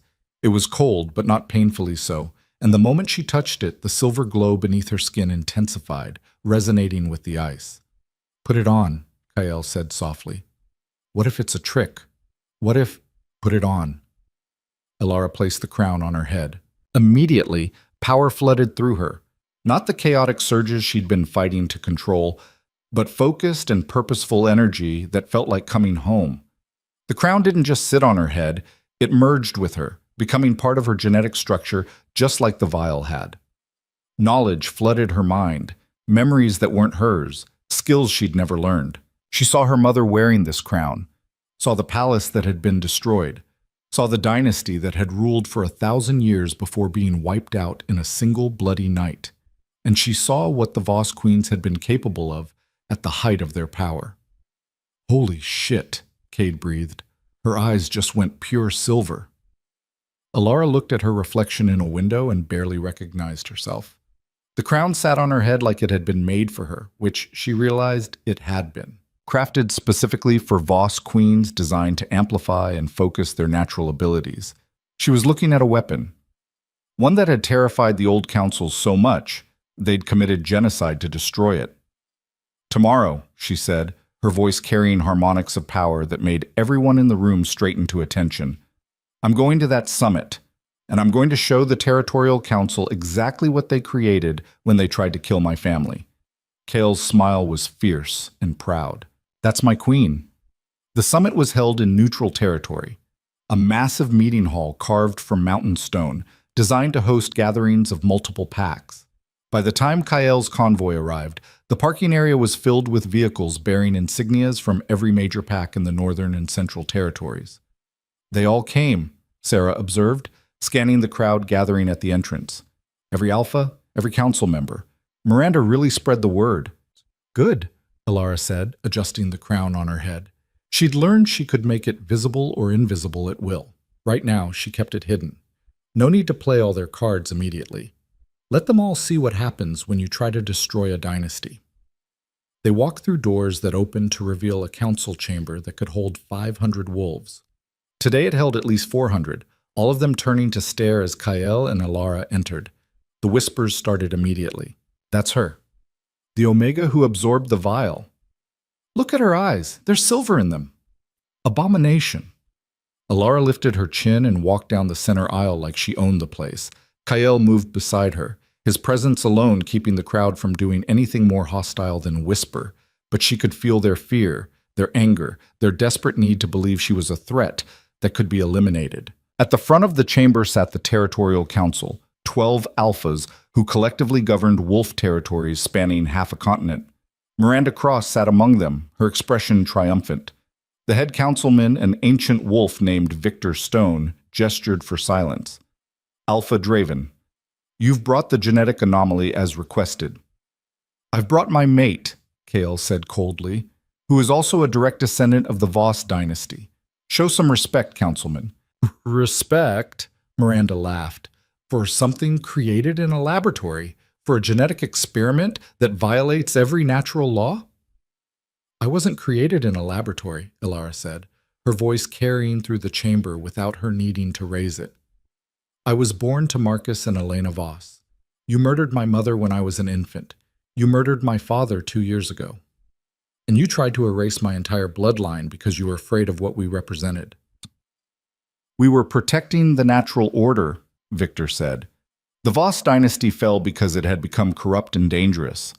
Their genetic manipulation, their unnatural powers, were completely natural, a new voice interrupted, and have been documented for over 2,000 years. Everyone turned. Through a side door walked a woman Ilara had never seen before, elderly, with silver hair and eyes that held deep intelligence. She carried herself with authority that rivaled the council members, and several alphas actually stood in deference to her presence. Dr. Sarah Chen, Victor said, and he sounded worried.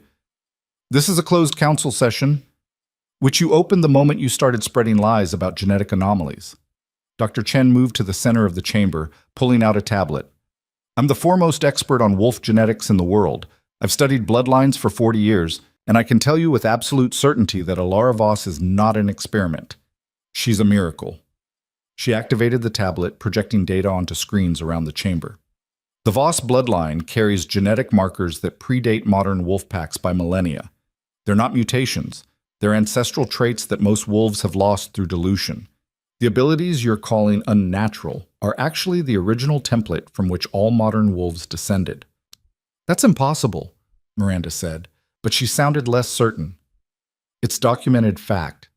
The Voss dynasty ruled because they carried the purest expression of original wolf genetics. And yes, their omegas were powerful, because in the original genetic structure, omega wasn't a rank, it was a specialization.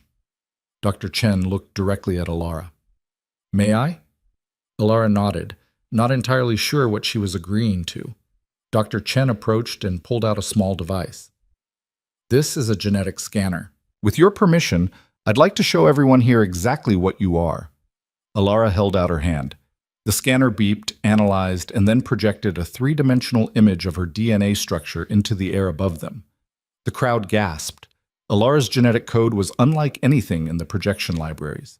Where normal wolf DNA showed standard double helix structures, hers showed complex geometric patterns that seemed to shift and reconfigure. And running through everything was the silver glow, visible even in the genetic scan. This, Dr. Chen said quietly, is what wolf genetics looked like before the Great Purge, before the systematic elimination of royal bloodlines, before we lost 90% of our genetic diversity in the name of natural order. She turned to the council. You didn't destroy the Voss dynasty because they were corrupt. You destroyed them because they reminded you that you were all pretenders to a throne you'd stolen. The chamber erupted. Alphas shouting, council members trying to maintain order, everyone talking over everyone else. Ilara stood in the center of it all, watching 2 centuries of lies crumble in real time. Victor Stone's gavel came down like a gunshot.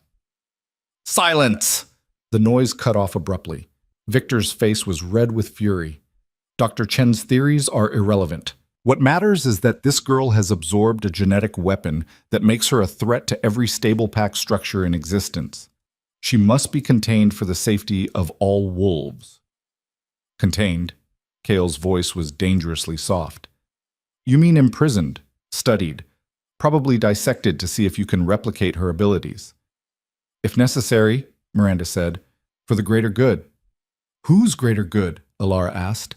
Her power was building now, responding to the threat. She could feel the crown activating, focusing the energy.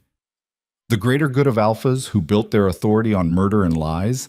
The greater good of a council that commits genocide to maintain power? Careful, girl, Victor warned. You're very close to treason. Treason against what? A government that tried to kill my entire family? Ilara's eyes began to glow silver. You want to see what I am? What I'm capable of?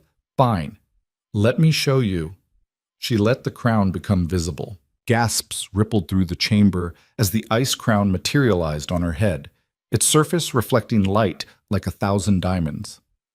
And then she released the power she'd been holding back. Authority poured from her like a tidal wave, ancient and absolute. Every wolf in the chamber felt it, the genetic imperative to submit to a true Voss queen. Alara didn't force anyone to kneel. She simply let them feel the full weight of what she was. Half the room went to their knees instinctively. The other half fought it, their own alpha authority warring against the primal recognition of royalty. Even the council members struggled, several of them visibly shaking with the effort of remaining upright. Only Kael seemed unaffected, standing beside her like a pillar of strength. "This is what you tried to destroy," Ilara said, her voice carrying harmonics that made the stone walls vibrate. "This is what you were so afraid of, that you murdered children, that you erased history, that you built an entire governmental structure on the corpse of a dynasty you couldn't control." "Stop this!" Victor gasped, still fighting to remain standing. "Stop this now, or You'll what?" Ilara turned her glowing gaze on him. "Kill me? You've been trying that for 2 years. It hasn't worked out well for you so far." "We are the Territorial Council," Miranda snarled, though she'd dropped to one knee. "We have armies, resources, legal authority. You're one girl with stolen power. Inherited power," Dr. Chen corrected. "And she has something you don't. Legitimacy.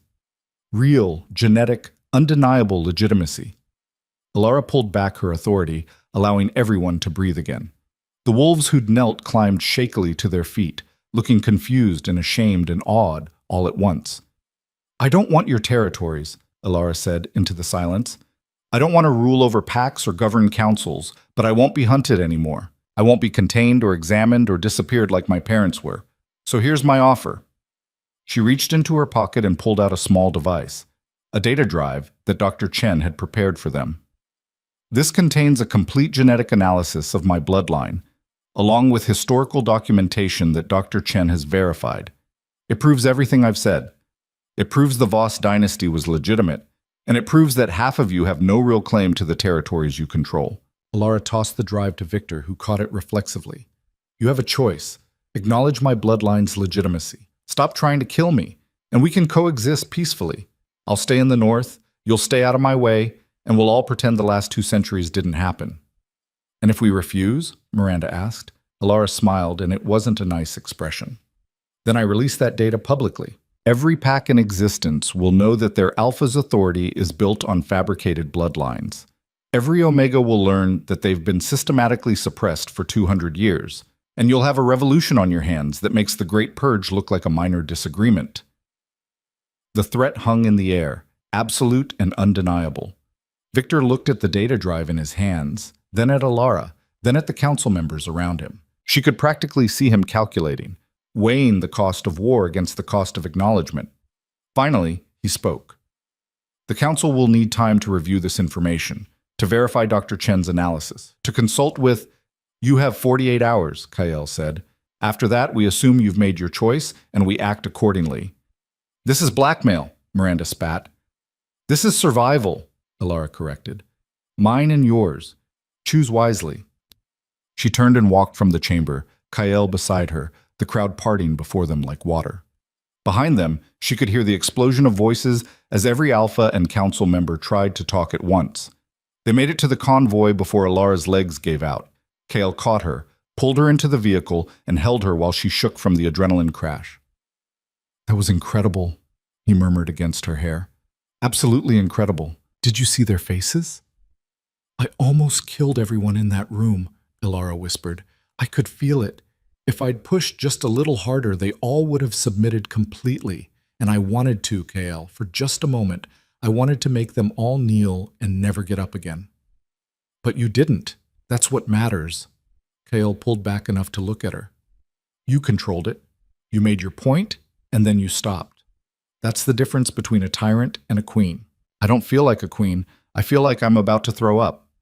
Kael laughed and kissed her forehead. "Welcome to politics. It gets easier." "Does it?" "No, but you get better at hiding the nausea." They drove back toward the Northern Territories, Sarah reporting in with updates as they traveled. The summit had dissolved into chaos after their departure, with alphas forming factions and council members calling emergency sessions. Dr. Chen had been bombarded with questions about her research, and Miranda Cross had reportedly left the chamber looking like she'd aged 10 years. "We've got movement on the southern border," Sarah said as they neared the stronghold. 3 pack delegations requesting audience with you. Not hostile, they're calling you, Your Majesty, and asking for treaties. Alara and Kale exchanged looks. "Already?" Alara asked. "Some of the smaller packs have been waiting for someone to challenge the Council's authority for decades," Sarah explained. "You just gave them a leader to rally behind." "I don't want to be a leader." "Too late," Kale said, though he was smiling. "You just backed the Territorial Council into a corner in front of 400 witnesses. People are going to follow you whether you want them to or not. That's terrifying. That's power, and you're going to have to decide what to do with it." They arrived at the stronghold to find it transformed.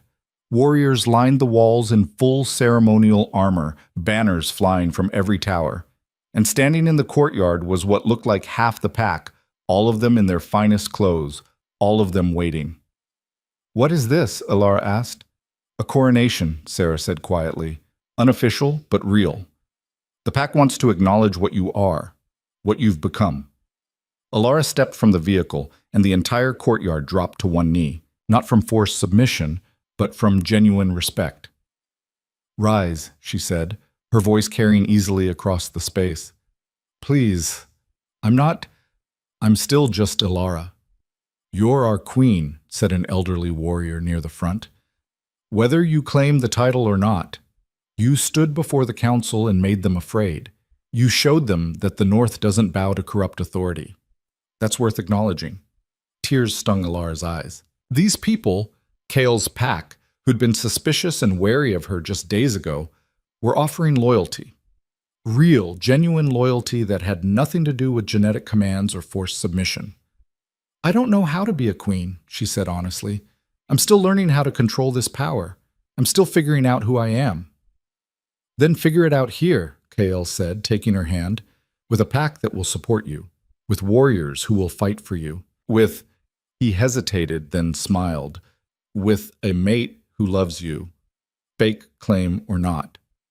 Alara's breath caught. "What?" "You heard me. I love you, Alara Voss. I think I started falling the moment I saw you standing in that blizzard, half frozen and completely defiant. And watching you face down the Territorial Council today just confirmed it." Kael's amber eyes were intense. "So yeah, the claim started as political maneuvering, but it's real now, at least for me." The courtyard was completely silent, everyone watching and waiting. Alara looked at this powerful alpha who'd risked everything for a debt to her father, who'd protected her and trained her and stood beside her against impossible odds. And she realized she'd been lying to herself about her own feelings for quite a while. "I love you too," she said, and kissed him in front of the entire pack. "Arrogant, overprotective, absolutely insane alpha that you are." The courtyard erupted in cheers. Warriors howled their approval, and somewhere someone started drumming, a traditional celebration rhythm that others quickly picked up. When they finally pulled apart, both breathless and grinning, Sarah appeared with something in her hands, a formal message sealed with the Territorial Council's official insignia. "This came by emergency courier while you were otherwise occupied," she said, her tone dry. Kale opened it, scanned the contents, and then started laughing. They accepted. The Council officially acknowledges Alara's bloodline and agrees to cease all hostile actions against her or anyone harboring her. They gave up? Alara couldn't believe it. Just like that? Not gave up. Made the smart choice. Kale showed her the message. They're offering a formal treaty. You stay in the North, they stay out of Northern politics, and in exchange they won't release the information about fabricated bloodlines. Everyone saves face. And Miranda? Being removed from the Council pending investigation into unauthorized military actions. Kale's smile was sharp. Translation? They're throwing her to the wolves to avoid taking responsibility themselves. It wasn't complete justice. It wasn't even close. But it was survival. It was acknowledgement. It was a future where Alara didn't have to constantly look over her shoulder. "We won," she said, still trying to process it. We actually won. You won, Kyle corrected, by being brave enough to stand in front of everyone who wanted you dead and show them exactly why that was a bad idea. Elara looked around at the celebrating pack, at the stronghold that had become home, at the man who'd saved her life and ended up capturing her heart. 3 days ago, she'd been a forgotten Omega slowly freezing in a cemetery. Now she was a queen with a crown of ice and a pack full of warriors who called her Your Majesty. The transformation should have been impossible. But then again, everything about her life had become impossible the moment Kael Draven had stepped from the blizzard and said 2 words that changed everything. You're mine. And standing here now, with a crown on her head and love in her heart and a future that actually looked survivable, Elara Voss finally believed him. She was his. He was hers. And together, they'd just rewritten 200 years of history. The war wasn't over. There would be challenges ahead, power plays and political maneuvering, and people who'd never accept a Voss Queen's return. But for tonight, they'd won. And that was enough. The celebration lasted 3 hours before reality crashed back in. Elara was dancing with Kyle, actual dancing, not the careful political maneuvering of the past week, but genuine joy when Sarah appeared at the edge of the courtyard, her expression grim enough to cut through the music and laughter. Alpha, Your Majesty, we have a situation. Kael's hand tightened on Elara's waist before he released her. What kind of situation? The kind where Thomas Garrett just showed up at our gates with 200 wolves and a declaration of war. The courtyard went silent. Every warrior's hand moved instinctively toward weapons. Elara felt her power surge in response to the threat, the crown on her head flaring to brilliant visibility.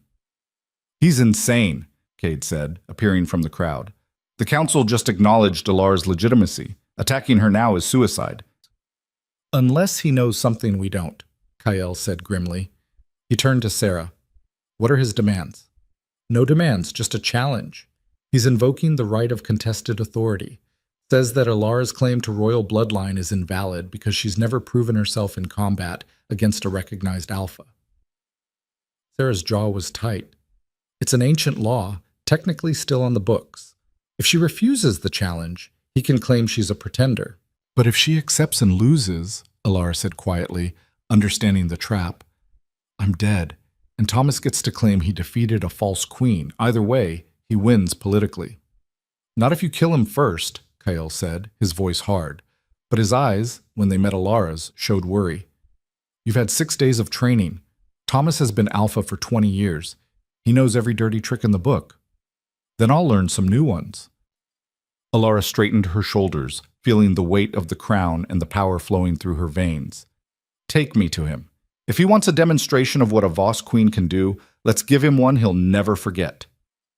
The gates of the stronghold opened to reveal Thomas Garrett standing in the snow with an army at his back. He looked exactly as Elara remembered, brutal, confident, utterly convinced of his own superiority. When he saw her approaching, his smile was pure predatory satisfaction. Little Elara Voss, all dressed up in your stolen crown, playing queen. His voice carried across the open ground between them. Did you really think a few parlor tricks would make the Territorial Council bow to you forever? They're already having second thoughts, especially when they hear how you died screaming. Big talk from a man who murders unarmed trackers in the woods, Elara called back. Her voice didn't shake, and she was proud of that. How did it feel, Thomas? Pushing my father off that cliff? Did you do it yourself, or were you too cowardly to get your hands dirty? Thomas's smile widened. I did it myself. Looked him right in the eyes while he fell. And you want to know the best part? He knew it was coming. Spent his last moments knowing that his daughter would die cold and alone, just like he did. Rage exploded through Elara, hot and blinding. The crown flared with silver light, and the ground beneath her feet cracked as ice erupted from the frozen earth. Every wolf present felt the surge of power, primal and terrifying. Careful, Thomas taunted. Wouldn't want to lose control in front of all these witnesses.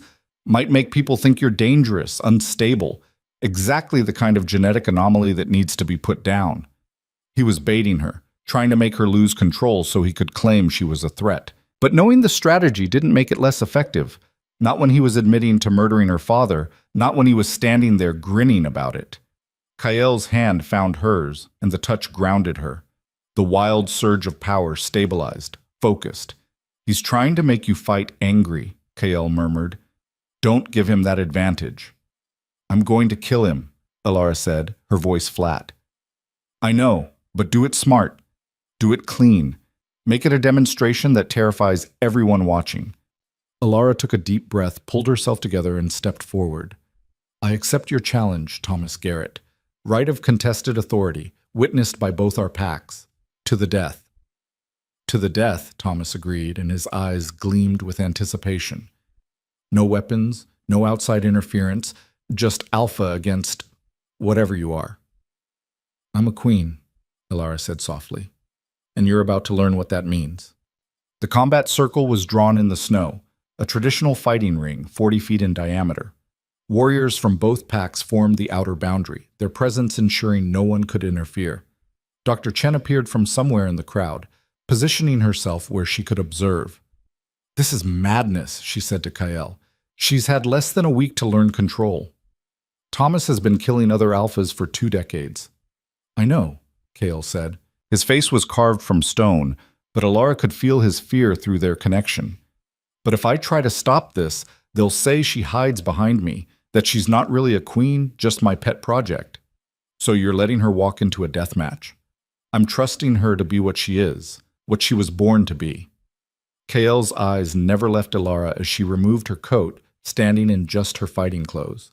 A survivor, a warrior, a queen who doesn't need anyone to fight her battles. Alara stepped into the circle. Thomas was already there, stripping off his shirt to reveal a body covered in scars, evidence of dozens of fights, dozens of victories. He was massive, easily twice her weight, with muscles built from a lifetime of violence. She was a half-starved Omega who'd learned to fight 6 days ago. The odds were absurd, but the crown on her head pulsed with power, and Alara could feel her mother's memories flowing through her, techniques and strategies from 1,000 years of Voss queens who'd defended their authority with blood and ice. Last chance to run, Thomas said. I'll make it quick if you bow now. Admit you're nothing but a genetic mistake and a liar. You first, Alara said. Thomas lunged. He was fast for his size, crossing the distance between them in a heartbeat. His fist drove toward Alara's face with enough force to shatter bone. She moved on instinct, the combat precognition her father had noticed, showing her exactly where the blow would land, a fraction of a second before it arrived. She wasn't there when his fist fell.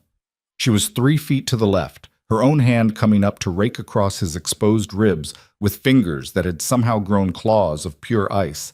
Thomas roared more in surprise than pain and spun to face her. Blood dripped from the shallow cuts on his side. Tricks. Parlor tricks. Let's see how they work when I break every bone in your body. He came at her again, faster now, not giving her time to think. Alara fell back on training she shouldn't have, muscle memory from her mother's time flowing through her like water. She dodged, blocked, countered, not trying to match Thomas's strength, but using his own momentum against him. She was learning something terrifying. Her body knew how to fight. The Voss genetic code included combat techniques refined over millennia. She just had to trust it. Thomas landed a hit, a glancing blow to her shoulder that still sent her stumbling. Pain exploded through her arm, but with it came a surge of power. The crown flared, and ice erupted from the ground beneath Thomas's feet, trying to trap him. He shattered it with brute force, sending shards flying. Is that all you've got? Ice tricks? Your mother had the same abilities. Didn't save her when we put a knife in her back. The taunt was designed to enrage her. Instead, it focused her. Because Alara understood something now. Thomas wasn't just here to kill her. He was here to prove that the Voss dynasty deserved extinction, that royal blood meant nothing against brutal strength. He was wrong. Alara stopped retreating. She planted her feet and let her power build, not in wild surges, but in controlled, purposeful waves. The temperature around the circle dropped 20 degrees in seconds. Frost spread from where she stood, creeping across the ground like living crystal. You want to know what makes a queen, Thomas? She asked, her voice carrying over the watching crowd.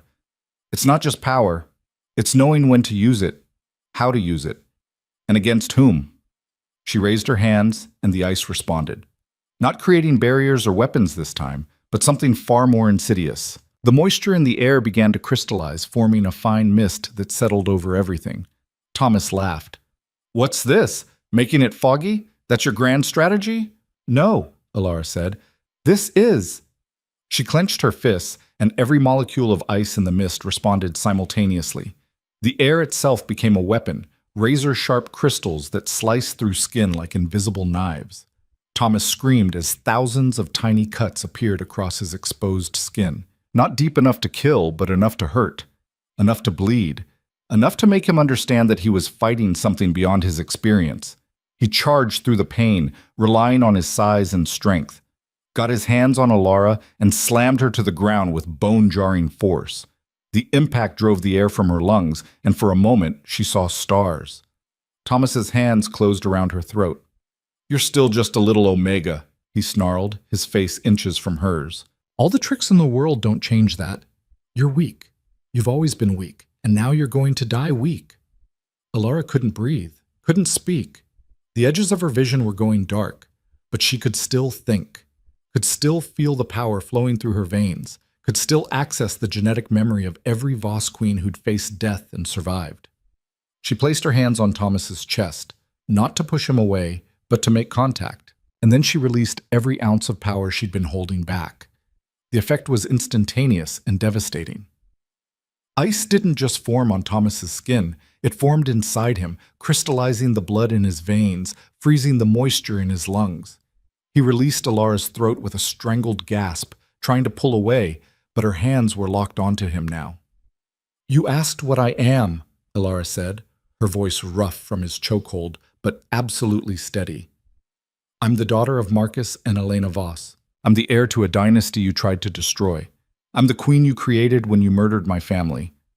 The ice spread through Thomas's body like a disease, visible beneath his skin as silver veins of frozen death. He tried to speak, to beg, to do anything but die. But his vocal cords had already frozen solid. "And I'm the last thing you'll ever see," Alara finished. Thomas Garrett shattered. Not metaphorically, literally shattered, his body fragmenting into thousands of pieces of frozen flesh and ice that scattered across the circle like macabre snow. The silence that followed was absolute. Alara stood in the center of the ring, covered in frost and blood, the crown on her head blazing with silver light. Around her, 200 of Thomas's wolves stared in paralyzed horror at what remained of their leader. Then, one by one, they began to kneel. Not from forced submission, not from genetic compulsion, from genuine, terror-driven recognition of superior power. Within minutes, every wolf from Frost Hollow was on their knees, heads bowed, offering surrender to the queen who'd just executed their alpha. Alara turned to find Kael standing at the edge of the circle, his amber eyes wide with something between awe and concern. She walked toward him on shaking legs, and the moment she stepped outside the combat ring, her knees buckled. Kael caught her, pulled her into his arms. "That was the most terrifying thing I've ever seen," he murmured against her hair. "And I've seen a lot of terrifying things." "Did I go too far?" Alara whispered, "turning him into ice sculpture?" "You proved your point, decisively." Kael pulled back to look at her. "Every alpha who witnessed this will think twice before challenging you. And every wolf who sees what you can do will understand that the Voss dynasty isn't just history. It's the future." Dr. Chen appeared beside them, her expression a mixture of scientific fascination and human horror. That shouldn't have been possible. The level of control required to freeze someone from the inside out without affecting yourself, that's beyond anything the old records documented. "Maybe the old records were incomplete?" Alara said. She was shaking now, adrenaline crash hitting hard. "Or maybe I'm something new.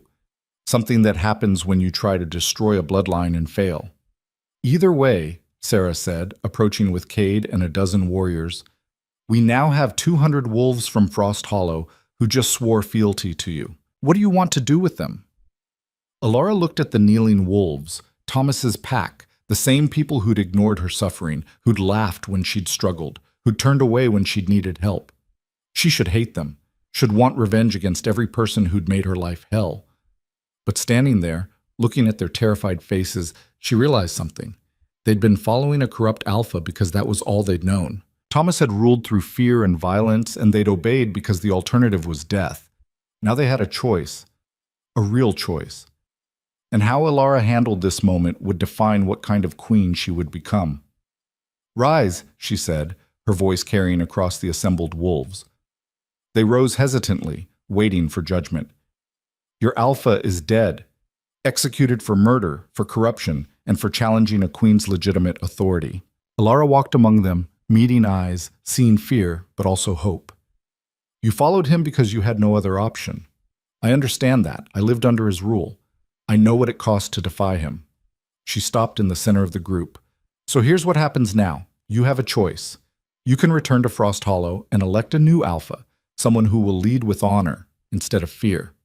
I'll provide resources to help rebuild what Thomas destroyed through his greed. Or," someone asked from the back, "or you can join my pack, not as servants or conquered wolves, but as equals, as people who deserve better than what Thomas gave you." Alara's voice was steady. "I'm building something new here, a pack that values all its members, not just the strongest, where Omegas aren't treated as disposable, where justice matters more than power." "Why would you offer that to us?" Garrett Jr. stepped forward, the same man who'd tormented Alara in the cemetery. His face was pale, his hands shaking. "We treated you like garbage. We let my father—" His voice broke. "We didn't help you." "No, you didn't," Alara agreed. "But you also didn't have a choice. Your father would have killed anyone who tried." She looked at him directly. "I'm not offering this because I've forgiven you. I'm offering it because I believe people can be better than their worst moments, and because I refuse to become the same kind of leader Thomas was." Garrett Jr.'s eyes filled with tears. He dropped to his knees again, but this time it wasn't from fear. "I'm sorry for everything, for what my father did to you, for what I did to you. I'm so sorry." Around him, other wolves began to kneel, not in submission, but in genuine remorse, and Alara understood that this moment was more powerful than any display of force could be. This was the moment she became a true queen, not by destroying her enemies, but by offering them redemption. "Rise," she said gently, "all of you. If you want to rebuild Frost Hollow, I'll help. If you want to join my pack, you're welcome. Either way, you're free. No more fear, no more tyranny, just choices." The celebration that followed was different from the one earlier, more somber, but also more meaningful. Warriors who'd been enemies hours ago shared food and stories. Frost Hollow wolves mingled with northern pack members, finding common ground. And Alara stood on a balcony overlooking it all, still processing everything that had happened. Kale found her there, draping a warm cloak over her shoulders. "You could have destroyed them, taken Frost Hollow by force, made them all submit." "That's what Thomas would have done." "Yes, and you're not Thomas. You're better." Kale turned her to face him.